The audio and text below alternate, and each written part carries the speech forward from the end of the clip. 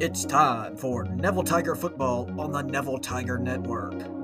Neville Tiger Football on the Neville Tiger Network is presented by Parker Alexander Law, Family Solutions, Go Family Health, Sonic Drive-In on North 18th Street, Tenori's on Louisville, Martinez Chiropractic, James Machine Works, Mama DeLuca's Pizza on Lammy Lane, Origin Bank, David's Mobile Detail and Wash, Nuke's Eatery, 3B Equipment Rental, Neela Title Company, The Levy Grill, Liz McQueen, and Dr. Jeff Antelone, periodontist.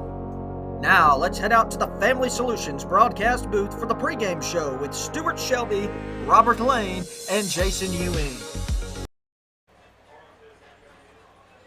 Welcome, everybody, to the Neville Tiger Network. We are live from the Family Solutions broadcast booth as the Tigers are ready to take on the Franklin Parish Patriots. It's homecoming at Bill Ruppel Stadium, and we're glad you've joined us here this evening. The Tigers coming off a big win over the Rebels of West Monroe last Friday night, and they're trying to keep that momentum as they head into district play. Folks, as always, Stuart Shelby bringing you the play-by-play here this evening. I'll soon be joined by my cohorts, Robert Lane and Jason Ewing, for some commentary as well. But you've seen it here all season long. We've had some great segments, and we've got another good one for you tonight as Neil caught up with the great Larry Anderson in his Neville Legends segment. So I'm going to toss it over to Neil for this week's interview.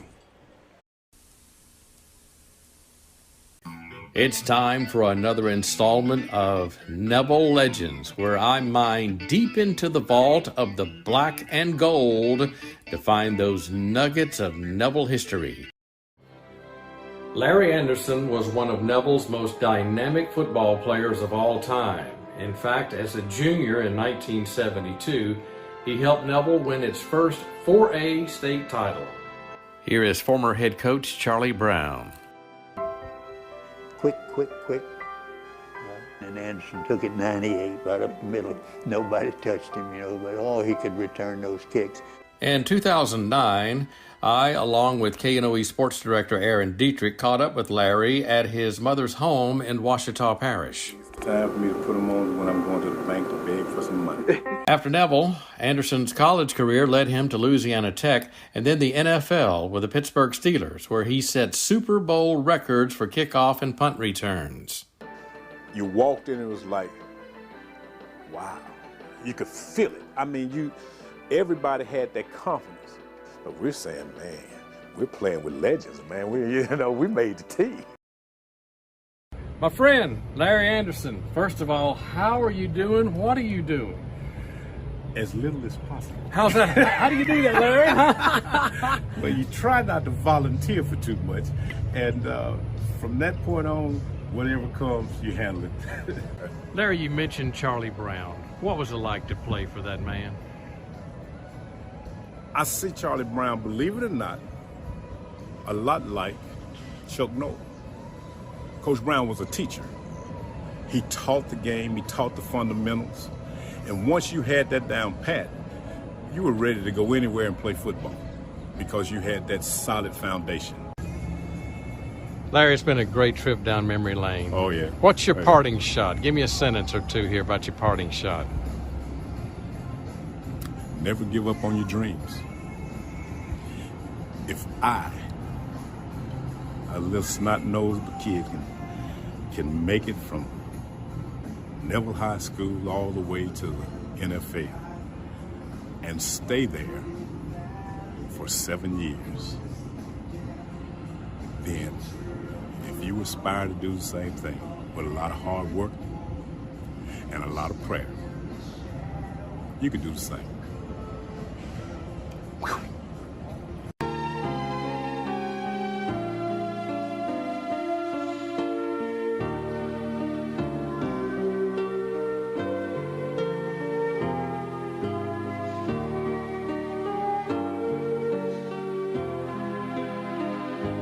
So I'm honored to know him. From Neville State champion, to Pittsburgh Steeler world champion, Larry Anderson. Man, what a segment, what a story. Great job, Neil, catching up with the great Larry Anderson. I really enjoyed that interview. I hope you did too. Folks, as you can see, we are in pregame here for homecoming at Neville High School as Neville's ready to take on the Patriots from Franklin Parish. We're going to take a quick break, a 1-minute break. When we come back, we will have more pregame and check in with Mr. Pick'em Grissom here as he's got picks from around the area coming up here when we get ready to go. You ready to break? All right, we're going to take that 1-minute break right now. You're watching Neville Tiger football here on the Neville Tiger Network and listening here on Sunny 98.3. Baton Rouge, Shreveport, New Orleans.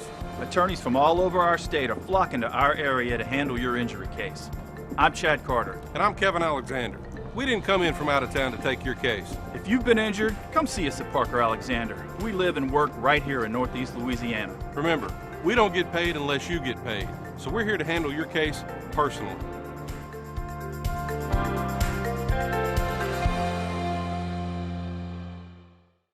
I'm Dr. Scott Shelby with Family Solutions. When you hear the words Family Solutions, you may not know that we're a comprehensive, strength-based counseling and psychiatric clinic. Family Solutions provides psychiatric care, individual and couples therapy, child and adolescent counseling, psychological testing, medication management. We also provide occupational therapy, physical therapy, speech therapy, and ABA therapy in one convenient location. For more information on how we can help your family today, visit FamilySolutionsCounseling.org. All right, everybody, welcome back into the Family Solutions broadcast booth. As you see the Neville Tiger Band performing here in pregame because they've got a lot to do at halftime as we'll be presenting the homecoming court here in 2021, and we'll have a lot of that info for you guys coming up. But first, we're going to check in with our favorite Pick'em guru, Mr. Pick'em Grissom. So we've got his segment coming up here, so stay tuned to Coach Vince Burks, see what he's got in store for us this week.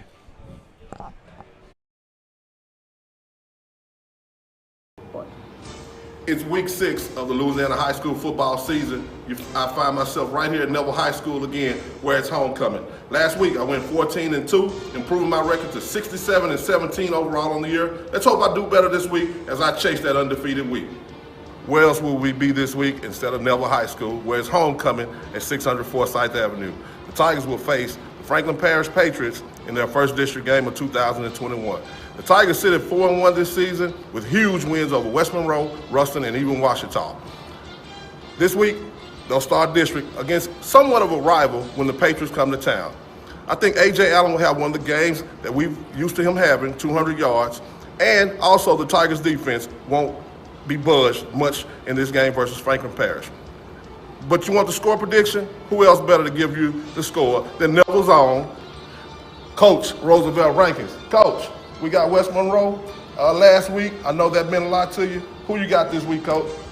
Well, number one, I just want to say that Franklin Parish is going to give us a little trouble. Number two, we're going to whoop their rusty tail real good and send them on back to Franklin Parish. I don't know exactly how the score is going to come out, but I know we're going to whoop them real good. We'll get a chance to let some of our second team play in this game that's coming up. Get down, Tigers.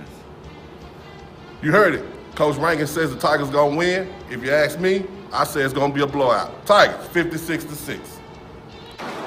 Good evening, folks. Once again, this is Mr. Pick'em here with another episode of Hometown Heroes. And on this edition, we have Coach Reagan Wise here. What Coach Reagan Wise serves now as our safeties coach at Neville High School. Could you tell the folks how long you've been here? This will be my 5th year total, my 4th year on varsity. All right, so 5 years as a coach, and then also he's a 2011 graduate of Neville High School, and this is his 10th year reunion. Could you tell the folks about your playing days here at Neville? Well, let's see. Started out as a quarterback, if you can believe that. I was 5'6", about 150 pounds. Played quarterback my entire career from 9th to about 10th grade year. And then a man named John Diars came to campus, and I handed him the keys to that, and I learned how to be a punter and kicker. Well, everyone knows John. Of course, John was on our first edition of Hometown Heroes, and he also coaches here now. As a coach, could you tell us the difference between coaching and playing? I guess it's obviously number one, it's more time. You got to spend a lot more time game planning as a coach, seeing what the other team's doing to you and how you're going to stop it.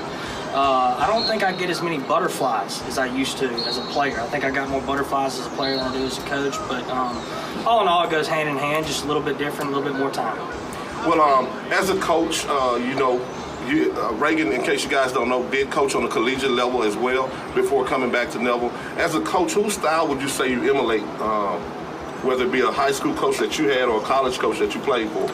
I think I like to emulate my head coach in college, Coach Hud Jackson, head coach at the University of Arkansas at Monticello. I'm not a big yeller, not a big screamer at practice. When a kid messes up or doesn't understand something, I like to put my arm around him and just kind of calmly tell him what he was supposed to do, what he did wrong, and how he can fix it. Okay. Like I said, he's a graduate of 2011, and at that time I was actually a freshman coach here at Neville High School, so it just tells you how time flies. Did it seem like 10 years would be that fast? It didn't. I didn't know until the beginning this year was my 10th year. I guess it just slipped my mind, but time flies now that you're getting older. The older you get, it seems to go quicker and quicker. All right, coaching here as well on the defensive side of the ball. Everyone's talking about A.J. Allen this year, but one thing that's been stable as much as A.J. Allen has been that defense. Could you tell us why that defense is performing so well this year? Well, I think it starts at the top with Coach Collins, and I think we have a great defensive staff that gels together well. It's a real sound defense and can pressure you from multiple places. You really never know where it's coming from, and just the fact that it's sound, we're always going to be a gap sound, and we're always going to play our gaps and know where we're supposed to be at the right time. Great communication by our players, and the second part goes back to the players. We have great players on defense that put in the time, the effort, watch the film, understand what we're doing defensively or trying to do defensively, and you can tell at practice they're locked in and ready to go. Well, like I said, it's his homecoming, it's his 10th year reunion, and I know you're busy. It's a busy week for you. You got a busy schedule. Good luck versus Franklin Parish, Coach. Thank you. And enjoy your homecoming. Thank you for having me. Once again, it's been Mr. Pickham on this episode of Hometown Heroes. See you guys next week. Once again, guys, it's been Mr. Pickham with your Week 6 picks. You know the motto. Win today. Good luck to your teams. See you next week. I'm out.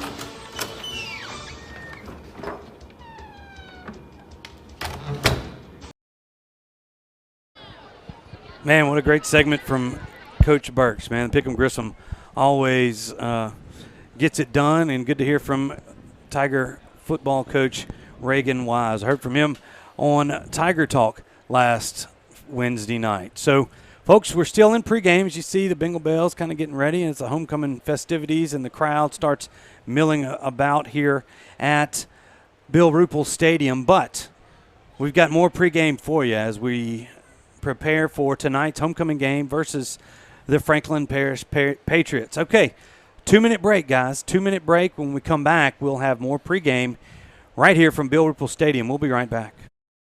I'm Matt Dickerson, and I'm a satisfied 3B equipment rental customer.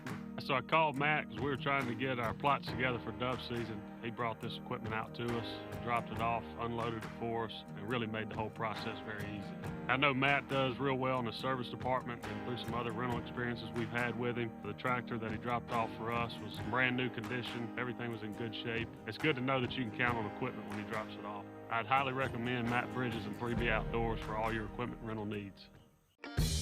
Mama DeLuca's pizzas are custom made, fresh to order right in front of you. We offer 3 different sizes of pizzas, 9, 12, or 14. Mama DeLuca's pizza is prepared to your order. The pizza cooks in less than 3 minutes. We have 16 different toppings to choose from, 8 unique sauces to complete your pizza. In addition to pizzas, we offer to our customers boneless wings with your choice of a dipping sauce. Mama DeLuca's Pizza offers delicious garlic Parmesan breadstick, freshly made to order pasta bowls. We're Mama DeLuca's Pizza in the Subway on Lammy Lane, and we hope to see you soon. Hey Neville Tiger Nation, this season if you find yourself feeling a little under the weather, visit Go Family Health on North 18th Street. They cover flu shots, sports physicals, sick visits, annual visits, or if nothing is wrong, they can do your regular checkup. Go Family Health has a happy staff, clean office, and they can take care of all your family's healthcare needs. This is Tiffany Terra with Go Family Health. We love our Neville Tigers, and we want to thank all of Neville Nation for always supporting Go Family Health. Come by Melvin's Restaurant before and after the game for the best burgers and ribeyes in town. Melvin's Restaurant are proud supporters of the Neville Tigers and are home to Tiger Talk with Jeff Tannehill every Wednesday night. Come by Melvin's Restaurant, located on 1128 Oliver Road in Monroe, or call them at 318-325-2055. That's Melvin's Restaurant in Monroe. All right, everybody, welcome back into our pregame show here on the Neville Tiger Network. Stuart Shelby alongside the illustrious Robert Lane, who's joined us here in the booth. And homecoming, always a special time here at Neville.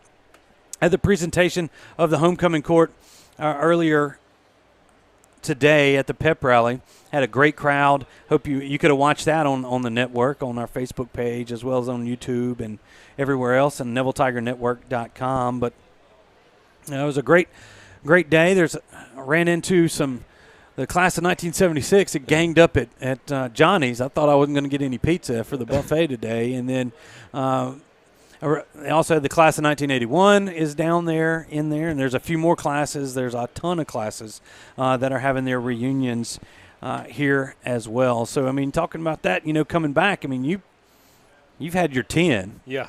I'm coming up on my 30. Right. I'm coming up on 20. Oh, you're coming up on 20. Yeah, that's right. So, yeah. 2 more years. So, it sneaks up on you. It does. Really fast. It does. It does sneak up on you really fast. But here we are. Robert, as we talk about this matchup, we've got to be honest when we talk about this. Franklin Parish has played 4 times. They've lost 4 times, and it's just not. They're not hadn't been a very good football team up to this point. And this is the start of district play, and what the Tigers have gone through, that gauntlet in the first 5 games is going to be a big difference in the next 4. Right, and you definitely don't want to let your guard down tonight if you're Neville.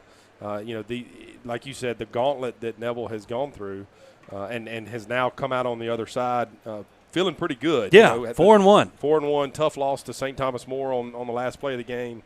Was a heartbreaker, but now we've got Franklin Parish, and like you said, they are 0-4, but this is not somebody that you want to just let your guard down. We've got to come out as a team and execute and try to put points up early and get the momentum going early and try to finish this game and hopefully we can let the starters play and maybe get some reps for some other kids that hadn't gotten a chance to play this year due to the gauntlet that we've gone through. I mean, it's been some tough games, some big games, to say the least. I mean, it's a tight one with Ruston to start things off, and then a battle with Ouachita, then St. Thomas More, and then West Monroe. I mean, we did get Gina in there, but Gina had a good team. Yep. Their only loss is to us. That's right. In week 3. So, talk about some stats here for up to this point in the regular season. A.J. Allen, maybe not all rushers, but the prominent rushers, as according to GoPreps.com, our friend Hunter Bauer down there leads all rushers in the state with 101 attempts for 1,151 yards so far, 15 TDs. Yeah. There. He does have one catch, one passing touch, or not passing touchdown, but a receiving touchdown as well. 16 total touchdowns, but you look at him, 88 yards through the air, over 1,230 yards from scrimmage, man. Pretty impressive for 5 games into the season. That's right. He's still clipping around 11.2 yard per carry average. Yep. Not bad. Baniford's 24 for 50 through the air, right around 50%, 313 through the air, has thrown for 2 touchdowns, been picked off twice. Brooks Anzalone, who came in against West Monroe, was just 1 for 4 for a couple of yards. Ran the football a lot, and we're going to see Brooks here tonight getting the start with Baniford. If you watch the West Monroe game, you had him you saw he had a little ankle injury, and they're going to rest Brett here for this tonight. Yeah. And we'll see it, and we'll just kind of keep coming up. Brett's okay, but it's just one of those ankle injuries you don't want to re-aggravate here thus far. And Brooks Anzalone came in and did a great job and kind of maintaining the ship, if you will, and getting the offense going and against the Rebels. And it's a tough task, but he manned it pretty well. Yep. No doubt about it. And you hate to see Brett go down on the first play of the game against West Monroe. You know, it was a scary tackle. You know, you saw his leg and ankle get caught up underneath him, and of course it was a fumble on the play that West Monroe ran back for a touchdown. And you know, fortunately, Brooks Anzalone was able to come in and operate the offense, and our offensive line, and of course A.J. Allen was able to you know, pretty much dominate the game and us come out with a victory, which was great. Hopefully we can have Brett back, you know, pretty soon. And I think this game is going to be great for Anzalone to be able to get some reps. Obviously, he was thrown in the mix. He had a full week of practice this week, and hopefully can come out here and perform and just operate the offense and get us a win tonight against Franklin Parish. Yeah, we're definitely hoping that's going to be the case. If things go as expected, at least from our perspective, we are going to see a lot of new faces out there for the Tigers. And you see that the cheerleaders and the spirit groups lining up, coming out of the south end zone. I did see something interesting as we travel to Minden next week, as the directions for Minden saying that any spirit line or anything else can't extend past the 25. I think that's going to be tough with this crew. Yeah, that's going to be tough to enforce. Yeah, I've never heard that. I haven't either, but I did see that. Yeah, I did see that, but you see the girl. It was really good to see the young ladies dress up in some of the retro cheerleading uniforms this morning at the pep rally, and they really did. I mean, they had some from the 60s, 70s, 80s, 90s,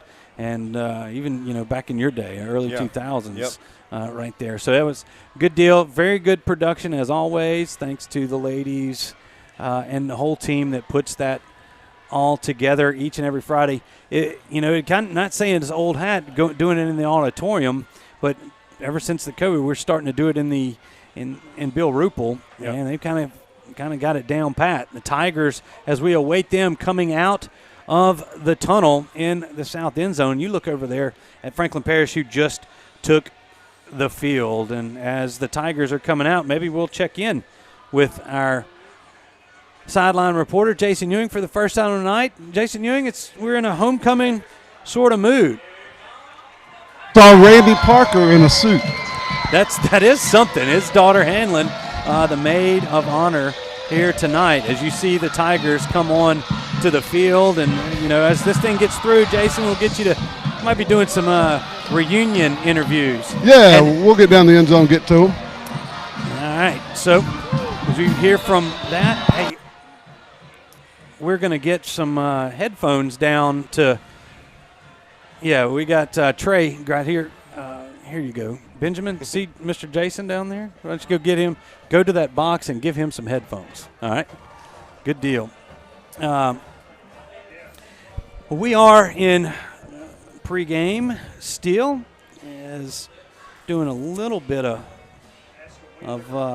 technical issues in there. It's always something we got to work through. We've had a way too easy of a ride in these first few games, and just can't wait until we get to homecoming to get this stuff. There's the captains are lining up on the field. We're going to get Jason out there with them. And the captains tonight for the Tigers, and that's your left guard, Logan Smith, number 64, the big senior, and then Anichi Sledge, number 62, for the Neville Tigers, the big defensive tackle. And across the way, we're looking at Franklin Parish. That's going to be D lineman Jacob Caldwell, number 1. It looks like number 40, Josh Kemp. Number 59, that's Rashard Bowley. And then number 10, I believe that's the quarterback, Bryce Curtis. Yep. So a couple of junior and 3 seniors for the Patriots, 2 seniors for the Tigers. Let's check in with Jason as we get the captains to the middle of the field. All right, gentlemen, shake hands.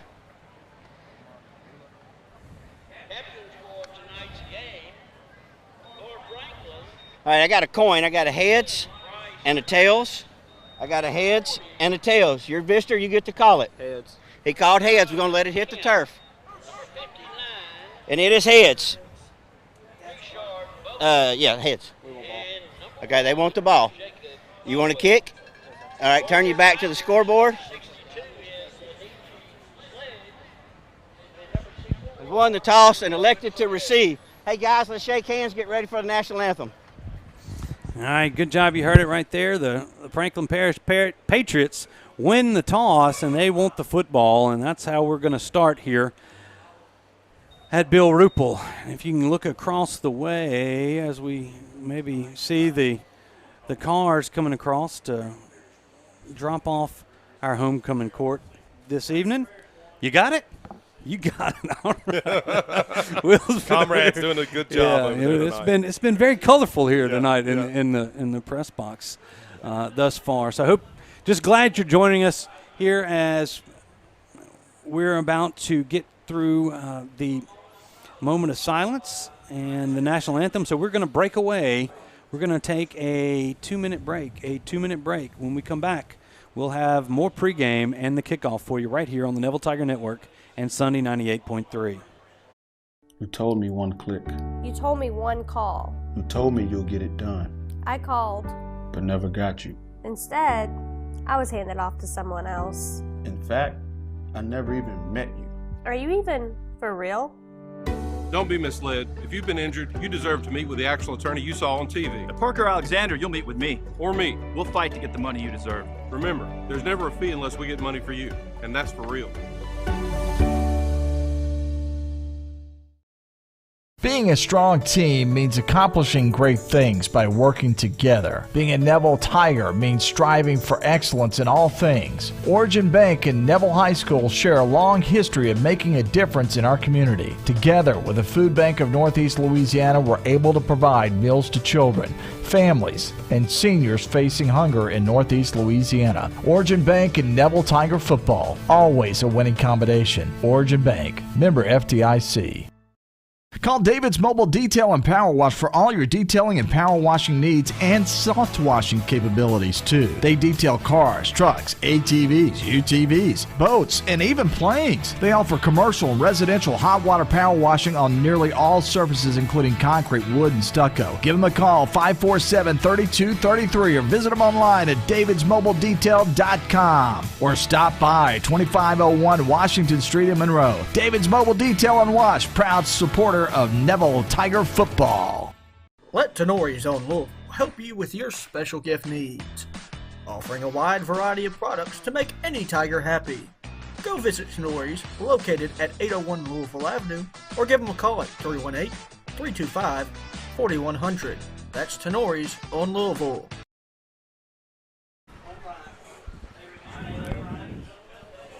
Welcome back, everybody, as we're about 3 minutes away from kickoff here at Bill Rupel Stadium. Neville Tiger Band, man, you know it's homecoming when they get the uniform. They break out the uniforms for the first night. They're looking good. Really probably wishing it didn't get back hot this week. But anyway, they did a great job with the national anthem, and we're almost ready to kick things off. Let's check in real quick, though, but with Robert Lane and Robert's keys to the game, starting with the offense. Yes, Stuart. Tonight, offensively, we've got to go out and protect the ball. Brooks Anzalone, that's a great picture. Yep, we changed it up on you. We changed it up. But protect the ball, and Brooks Anzalone has got to come out and run the offense. Yeah. You know, he needs to just be himself and protect the ball and be an operator. And then we've got to continue to win the line of scrimmage up front and obviously get A.J. going. Defensively, we got to rush the passer. Franklin Parish likes to throw the ball. I think there's going to be some opportunities to put pressure on this quarterback, and also our DBs needs to show up tonight. I think there's some opportunities to let our DBs, with the ball skills that they have, to go up and make some plays, interceptions and batted balls. So should be a good game tonight. Looking forward to it. Now, you talked about bringing the pressure, the defense. We talk a lot about the offense and A.J., but the defense – really was the key to the game last week against the Rebels, as they allowed 0 offensive points and only 93 yards of total offense. 7 first downs against the West Monroe. Yeah. That's pretty impressive. Very, very impressive. So as we get ready to kick this thing off, they're at the 40. That is not going to be Briard, who I believe is nursing a little injury right here. That is Chandler Pettis, set to kick it off from the 40.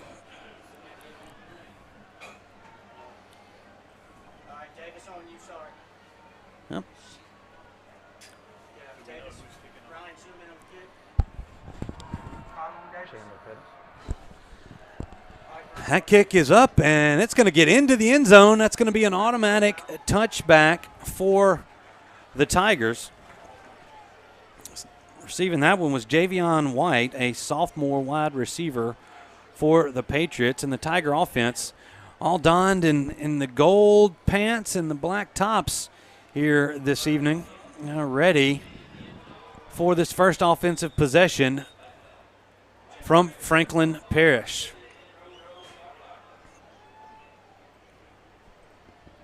And there sits Bryce Curtis.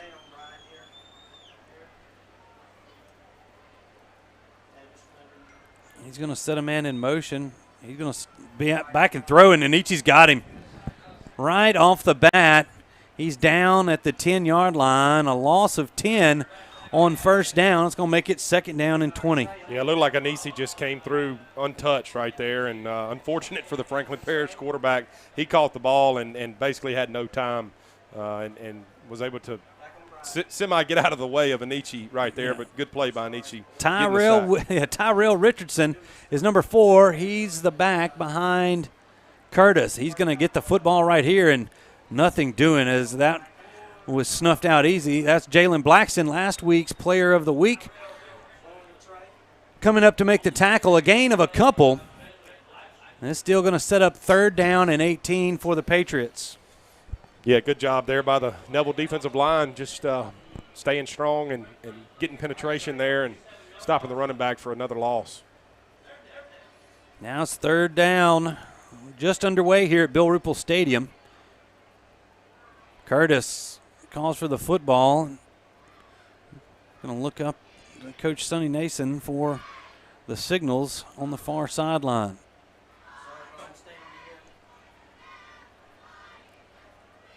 He has it, looking to throw. Going to toss it downfield, and it's going to be incomplete. He was looking for Javion White, number 17, on the near sideline, and couldn't hook up with him. A great job in coverage of pretty much using that, pushing the receiver towards the sideline, and incompletion is going to set up a punt here from Franklin Parish deep in their zone. This is, I believe that's Josh Kemp. It's going to be standing about 3/4 of the way back in their own end zone. Yeah, it's dangerous right here if you're Franklin Parish. Never fun to be punting out of your own end zone. Punt was rolled back there. Blackson almost got that block. Menzina's going to take it around the 39, and he's going to be brought down at the 38. Nice play by Andre McMahon, on the punt coverage for the Patriots. And the Tigers will take over on their first offensive possession of the evening. From, I guess, what is that, the 38? Yeah, that's where they're spotting it, the 38. So as we get here, we talked about that as Brooks Anzalone steps in there for the injured Brett Batterford. A.J. Allen in the eye behind Brooks. That's Tristan Osborne at tight end. Menzina, Gibson, they dropped off sides. That's going to be encroachment on the Patriots. It's going to move it up 5 yards and bring up second down and 5. Yeah, you know, Stuart, Brooks Anzalone's got to feel a little bit more comfortable this week. One, having a full week of practice under his belt and getting the reps with the ones. Last week he was thrown in against West Monroe at basically no reps at practice and did a great job. So tonight, hopefully he can operate this offense and put some points on the board for this Tiger offense. All right, 1st and 5 now from the Franklin Parish 33. You're going to hand this off to A.J. Allen, and he's fighting for yards. He didn't get any. There's a flag there at the end, and that's going to give him a first down. So scratch the rush. Well, that'll be a one rush for nothing, but a penalty on the Patriots is going to move this football forward. Personal foul against Franklin Parish, and that's going to move it 15 yards up the field to the 18-yard line. That was close to looking like maybe threw a punch there. And while they step this off, let's quickly get to the starting lineups. There you see big left tackle Will Campbell, at left guard Kane Day, the center is Landon Sorrell, right guard is Logan Smith, and the right tackle is Lance Hurd. In the backfield for the Tigers, you've got A.J. Allen, Aaron Jackson at wide receiver, Jaden Gibson at wide receiver, and Menzina. Tristan Osborne's your tight end, and your quarterback is Brooks Anzalone. So getting his first start as a Neville Tiger. He's going to turn and hand this to A.J. Allen. He's going to make a move, made a couple of guys miss. He's got nice gain on first down. It might be enough for the Sonic drive-in first down. I think he might be a half yard short. So his second carry gains 9, and it's going to be 2nd down and 1 from the Franklin Parish 9-yard line. Yeah, A.J. did a good job. He kind of pressed it and cut it back there to the soft spot and made a great move there on the – looked like the outside linebacker and was able to stick his foot in the ground and get close to the first down.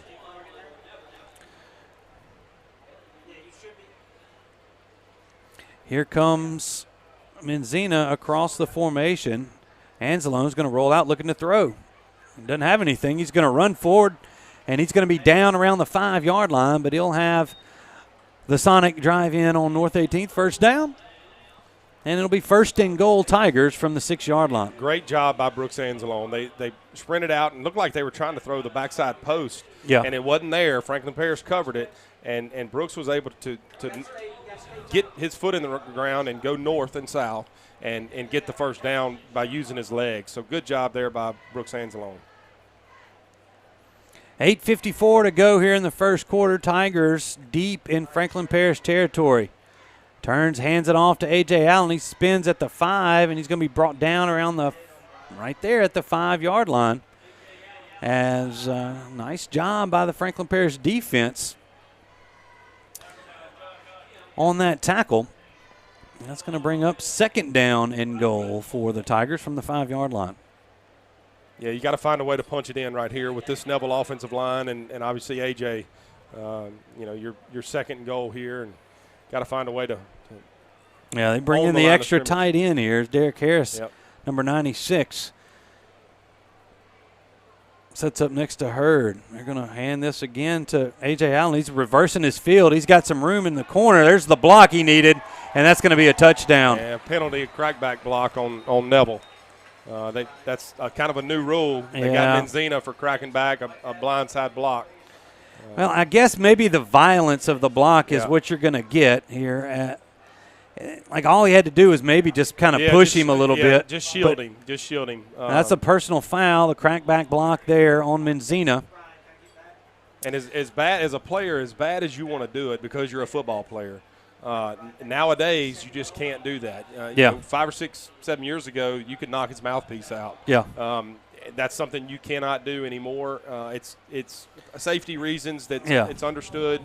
But as bad as you want to do it, you've got to just shield the guy, and he walks in the end zone no matter what right there. All right, so after the penalty, I'm going to back him up 15-yard, and it'll be 2nd and goal now from the 20-yard line. Anzalone calls for the football. Looks like a man jumped off sides. It's looking for Gibson in the end zone. He's got him. Touchdown, Tigers, a 20-yard strike from Anzalone to Derek Gibson. Great job by Anzalone there. That was just catch and throw the go right there. And made Jaden Gibson, sorry, not Derek Gibson. That's who called it, yeah. Yeah, Derek. It was Jaden Gibson. And at number 89, I get there's a couple of Gibsons. A bunch of Gibsons. That's my fault. Well, but anyway, it was a great route. Yeah. Great route right there, too. He got on top of the defensive back, and a great throw there by Anzalone to put points on the board. Dropped it straight in there. Here's the extra point by Briard and Nabnett. It's up and it's through. 7:51 to go here in the first quarter. Tigers on top, 7-0. We'll take a 1-minute break. We'll be back on the other side. This is Tiger Football on the Neville Network and Sunday 98.3. I'm Brian Harvey. I'm a salesman at 3B Outdoor Equipment. I used to mow yards, and I had experience with mowers. I talked to Matt a while back, and he said he might have a position open, and went and talked to him, and he's given me the opportunity to work for him. I know that I'm selling a good product, so I know whenever it is bought that we have the technicians that can keep it going for the long run. I've taken some equipment myself in the past, and it was in and out within 2 or 3 days. Even if it needed some bigger parts they had to order, it was just in and out real quick. If you have any outdoor equipment needs, come see us on Fran location in Monroe or Well Road in West Monroe. Whether you're dining in or grabbing to go, at Nukes, we love to share great food, to delight with new flavors, to celebrate every bite. Join us at Nukes Eatery.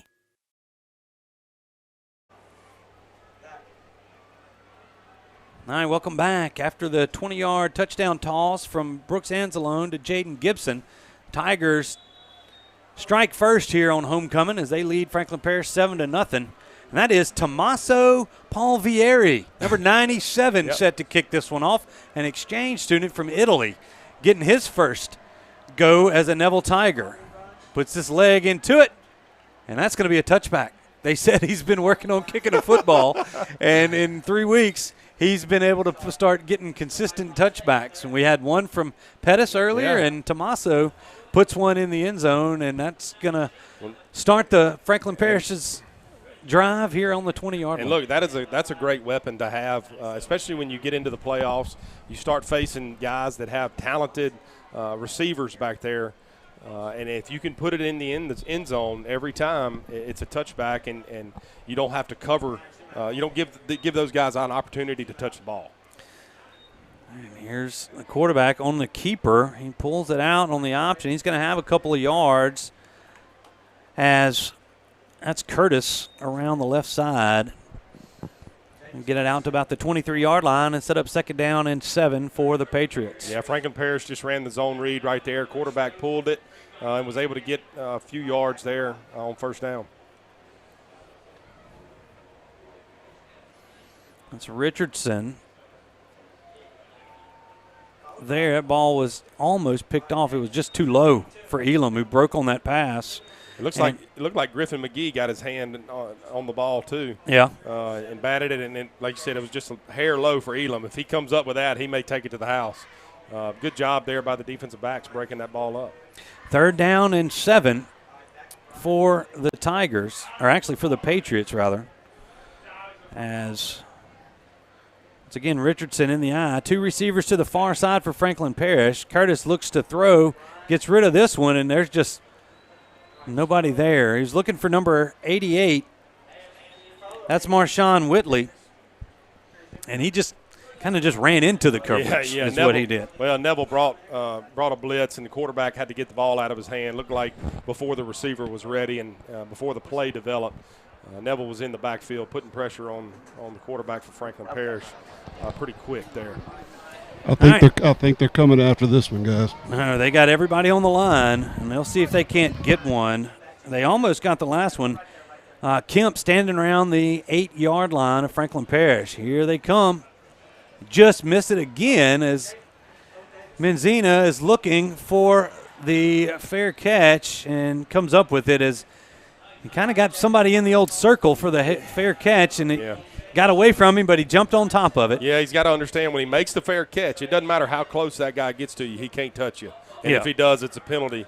He felt the pressure of the Franklin Parish defender there, and just kind of gave up on it. But that's a tough job, and Menzina's done a great job this whole year in catching punts. That's a huge weapon also on special teams. Even if you don't have a big return, just catch the punt and give the ball back to our offense.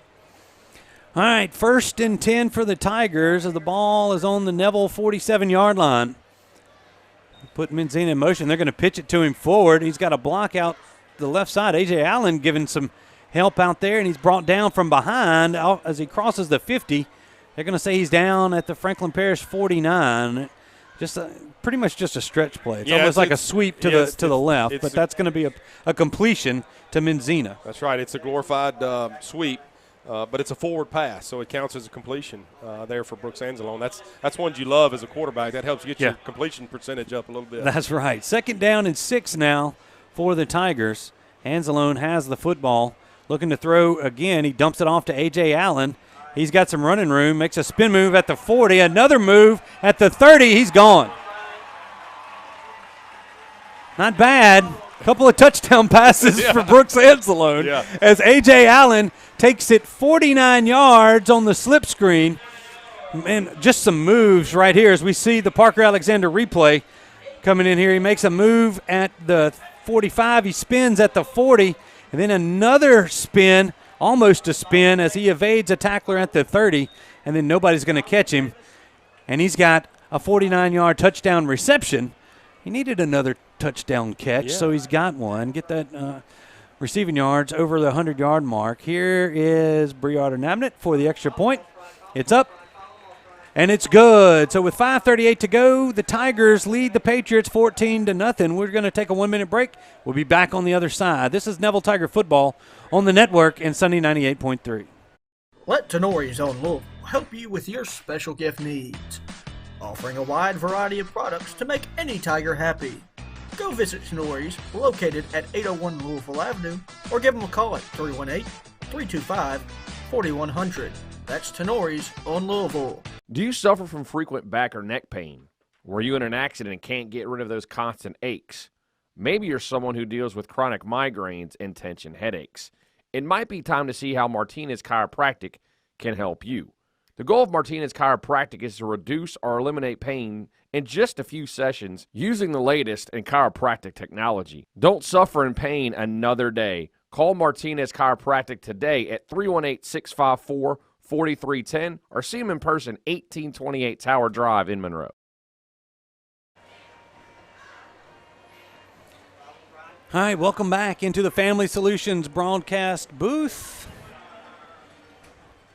As you can see by the graphic, it's 14-0 Tigers over the Franklin Parish Patriots. And let's see who's kicking this one off. We've had two different kickers so far tonight. That still looks like it's Palvieri, as Tommaso is going to line it up from the 40. And you talk about a guy that came all the way over from Italy a few weeks ago. Was just looking, it was practicing soccer, and now he's in a football uniform.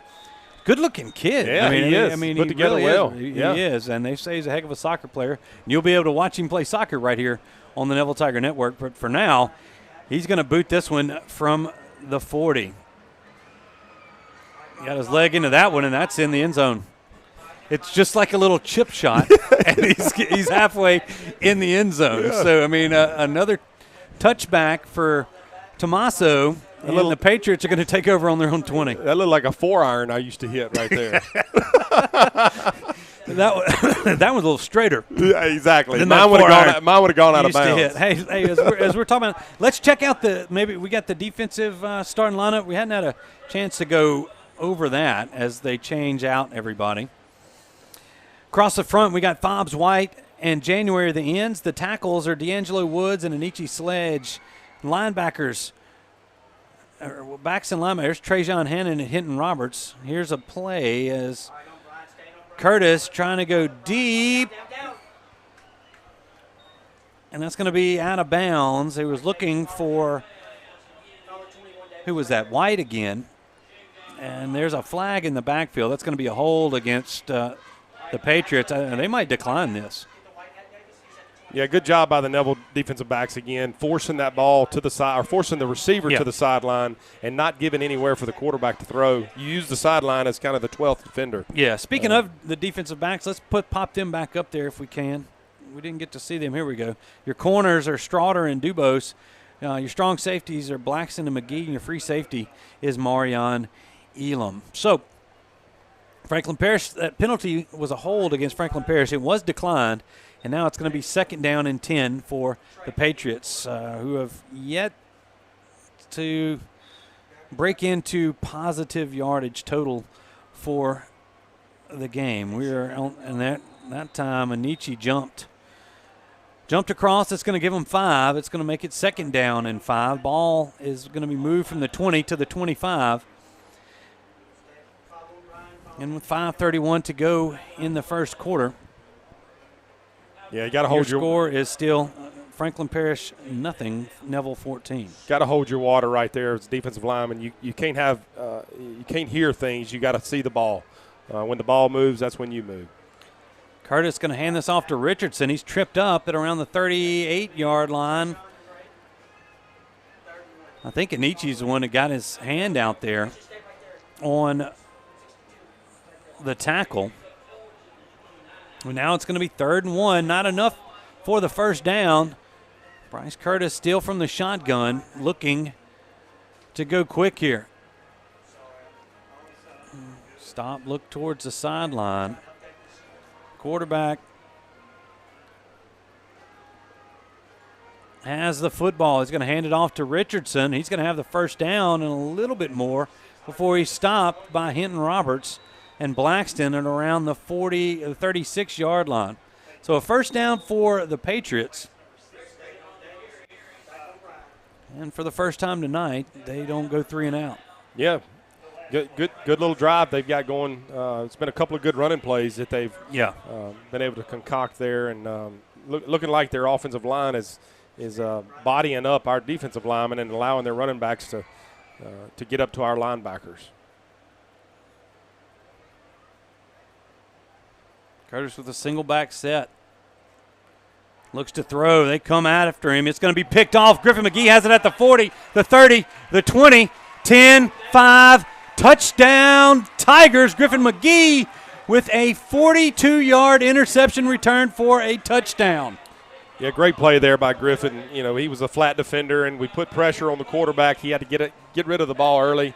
And I love it for Griffin McGee. That kid plays hard every snap. Yeah. And it's good for him. I believe is that his second touchdown? I think that is his second touchdown of the season. And he got out there in the flat. He jumped the route, picked it off from Curtis, and there was nobody in front of him. And he scores with 4:24 to go here in the first. There's the extra point by Nabnett. It's good. So it's 21-0 Tigers. We're going to take a 1-minute break. We'll be right back right after these messages. Baton Rouge, Shreveport, New Orleans. Attorneys from all over our state are flocking to our area to handle your injury case. I'm Chad Carter. And I'm Kevin Alexander.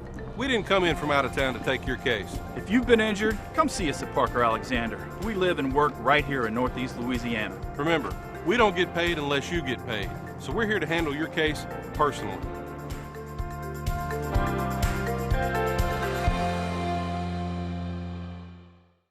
I'm Dr. Scott Shelby with Family Solutions. When you hear the words Family Solutions, you may not know that we're a comprehensive, strength-based counseling and psychiatric clinic. Family Solutions provides psychiatric care, individual and couples therapy, child and adolescent counseling, psychological testing, medication management. We also provide occupational therapy, physical therapy, speech therapy, and ABA therapy in one convenient location. For more information on how we can help your family today, visit FamilySolutionsCounseling.org.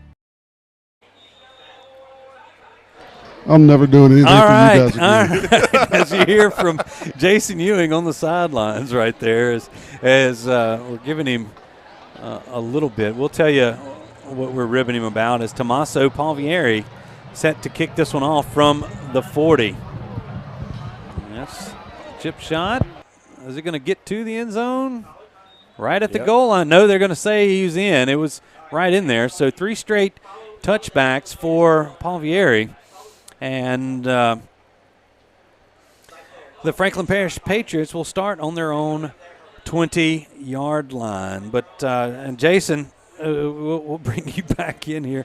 And look, what Jason did, we have these professional flip charts. I mean, I feel like I'm in a professional booth, and it's not CBS just Sports. Me and you. Yeah, that's right. And he really, we're giving him a hard time, but he really did a great job. Yes. But he's got it on a ring down there. And he was saying it resembled, we'll go to him here just right after this play. We'll tell you what we think it looks like. There's Richardson as he has a little space around the right side. He's going to be pushed out of bounds by Dubose after a gain of about 8. It's going to bring up 2nd down and 2. And let's check in with Jason on the sidelines. See, I put a lot of hard work and dedication into making my guys sound smart. So I came up with these pretty little sheets, and they're all ordering like they're at Waffle House. Yeah, the bad thing is it is nice, but as simple-minded as you and I are up here, Robert, it's going to take us a couple of games to get used to this thing, but it's awesome. You can take a horse to water, but you can't make him drink. No, it's great. It is good. Jason, thanks for all that you do for us here at the network. And we've got an injured Tiger across the way. That was Dubose on the hit. That's not him. Is that looks Griffin? Like Griffin. Yeah, I think that like might Griffin. be Griffin. He gotten caught up. There's a tent that's about 3 yards off the sideline. Yeah, it looks like I think he got the wind knocked out of him is what it looks like to me, hopefully. He's standing up now. Yeah. And he took a pretty hard fall, and, the play went to the sideline over there, and it bottled up, and looks like he got the wind knocked out of him. Yeah, he's fine. He's jogging off. Griffin's a tough nut, I can guarantee you. Here's Derek Gibson's going to come in to replace him, and now it's going to set up a 2nd down and 1 for Franklin Parish. 4:10 here, still in the first quarter. Tigers up 21-0. Definitely stay tuned for our halftime entertainment as we will be presenting the 2021 Neville Tiger Homecoming Court. We'll have it all for you right here on the network at halftime. That first handoff there is to Richardson, and he's going to lose a couple as that was Fobbs White. Nope. 92. Yeah, Fobbs White in there that made the initial hit. Let's call it a loss of 1. Now 3rd down and about 3 for the Patriots, and the ball's on their own 28-yard line. And Franklin Parish ran the zone read right there, and Fobbs White did a great job of reading it and making the tackle. Another handoff to Richardson. He spins out of a tackle. The ball came out after he had gotten the first down and around the 32-yard line. They're going to move the chains, but they say the Patriots have recovered. So another first down for Franklin Parish. Last time they got, as you see the Parker Alexander replay, yeah, he was down after the ball came out. Yeah. They were down after the ball came out. So we're 1st and 10 from the Franklin Parish 33. Hand off again to Richardson. He's got some room around the right side. He's going to be close to a first down. I think he's going to have another one as he gets it out to the 43-yard line, and they're going to move the chains once again. And we talk about this every time the Tigers are in some of these types of situations. They get up early in a football game. Yep. The focus thing is the hardest thing right. And no doubt about to it. do. Yep, got to finish. And still playing with the starters here, folks. So here's the first down play. We're under 3 minutes to go in the first. Curtis is going to hand it off to Richardson again. He's met by Hinton Roberts and still on his feet, kind of rolls around, and he's still fighting there, and it's going to be another first down for Franklin Parish. Nice tough run there for Richardson. Yeah, they found something with this running game. On tape, Franklin Parish likes to throw the ball a lot. Yeah. They've tried it a couple of times here tonight against Neville, but Neville's pass rush has just been too much for Franklin Parish's offensive line. So it looks like to me Franklin Parish is kind of going to go to this running game. Yeah, Eli Foster is a big tight end they brought in on the line of scrimmage. Curtis with the empty backfield looks to throw it. That's going to be picked off. That's Elam. He's got it at the 40. He's gone. He cut it at the 42. That's going to be a 58-yard interception return for the Tigers as he gets lost behind the pole down there. But, Curtis, you talked about they found something in the running game, and they threw it up. And Elam has got his, I believe, second pick six of the year. Yeah, the Neville pass rush has been too much for the Franklin Parish offensive line. And again, the quarterback for Franklin Parish has just been getting, drilled every time that he goes back to pass, and that's what happened there. He had no time to get rid of that ball. All right, here's an Abnett for the extra point. Tigers already with 27. Let's see if we can't get 28. Kick is up, and it's good. So with 2:10 to go in the first quarter, Tigers lead Franklin Parish 28-0. This is a 1-minute break. We'll be back on the other side with more Neville Tiger football. I'm Matt Dickerson, and I'm a satisfied 3B equipment rental customer. So I called Matt because we were trying to get our plots together for dove season. He brought this equipment out to us, dropped it off, unloaded it for us, and really made the whole process very easy. I know Matt does real well in the service department, and through some other rental experiences we've had with him, the tractor that he dropped off for us was in brand new condition. Everything was in good shape. It's good to know that you can count on equipment when he drops it off. I'd highly recommend Matt Bridges and 3B Outdoors for all your equipment rental needs. Mama DeLuca's pizzas are custom made, fresh to order right in front of you. We offer 3 different sizes of pizzas, 9, 12, or 14. Mama DeLuca's pizza is prepared to your order. The pizza cooks in less than 3 minutes. We have 16 different toppings to choose from, 8 unique sauces to complete your pizza. In addition to pizzas, we offer to our customers boneless wings with your choice of a dipping sauce. Mama DeLuca's Pizza offers delicious garlic Parmesan breadstick, freshly made to order pasta bowls. We're Mama DeLuca's Pizza in the Subway on Lammy Lane, and we hope to see you soon. Welcome back, everybody, into the Family Solutions broadcast booth. Your score, Neville 28, Franklin Parish nothing. The second interception return for a touchdown right there. This time 58-yarder from Maury Nealum. And here's Tommaso Palvieri to kick it off for Neville. This one is going to be taken in around the 3. You got a nice return around the right side, out across the 30 to the 33 is Javion White.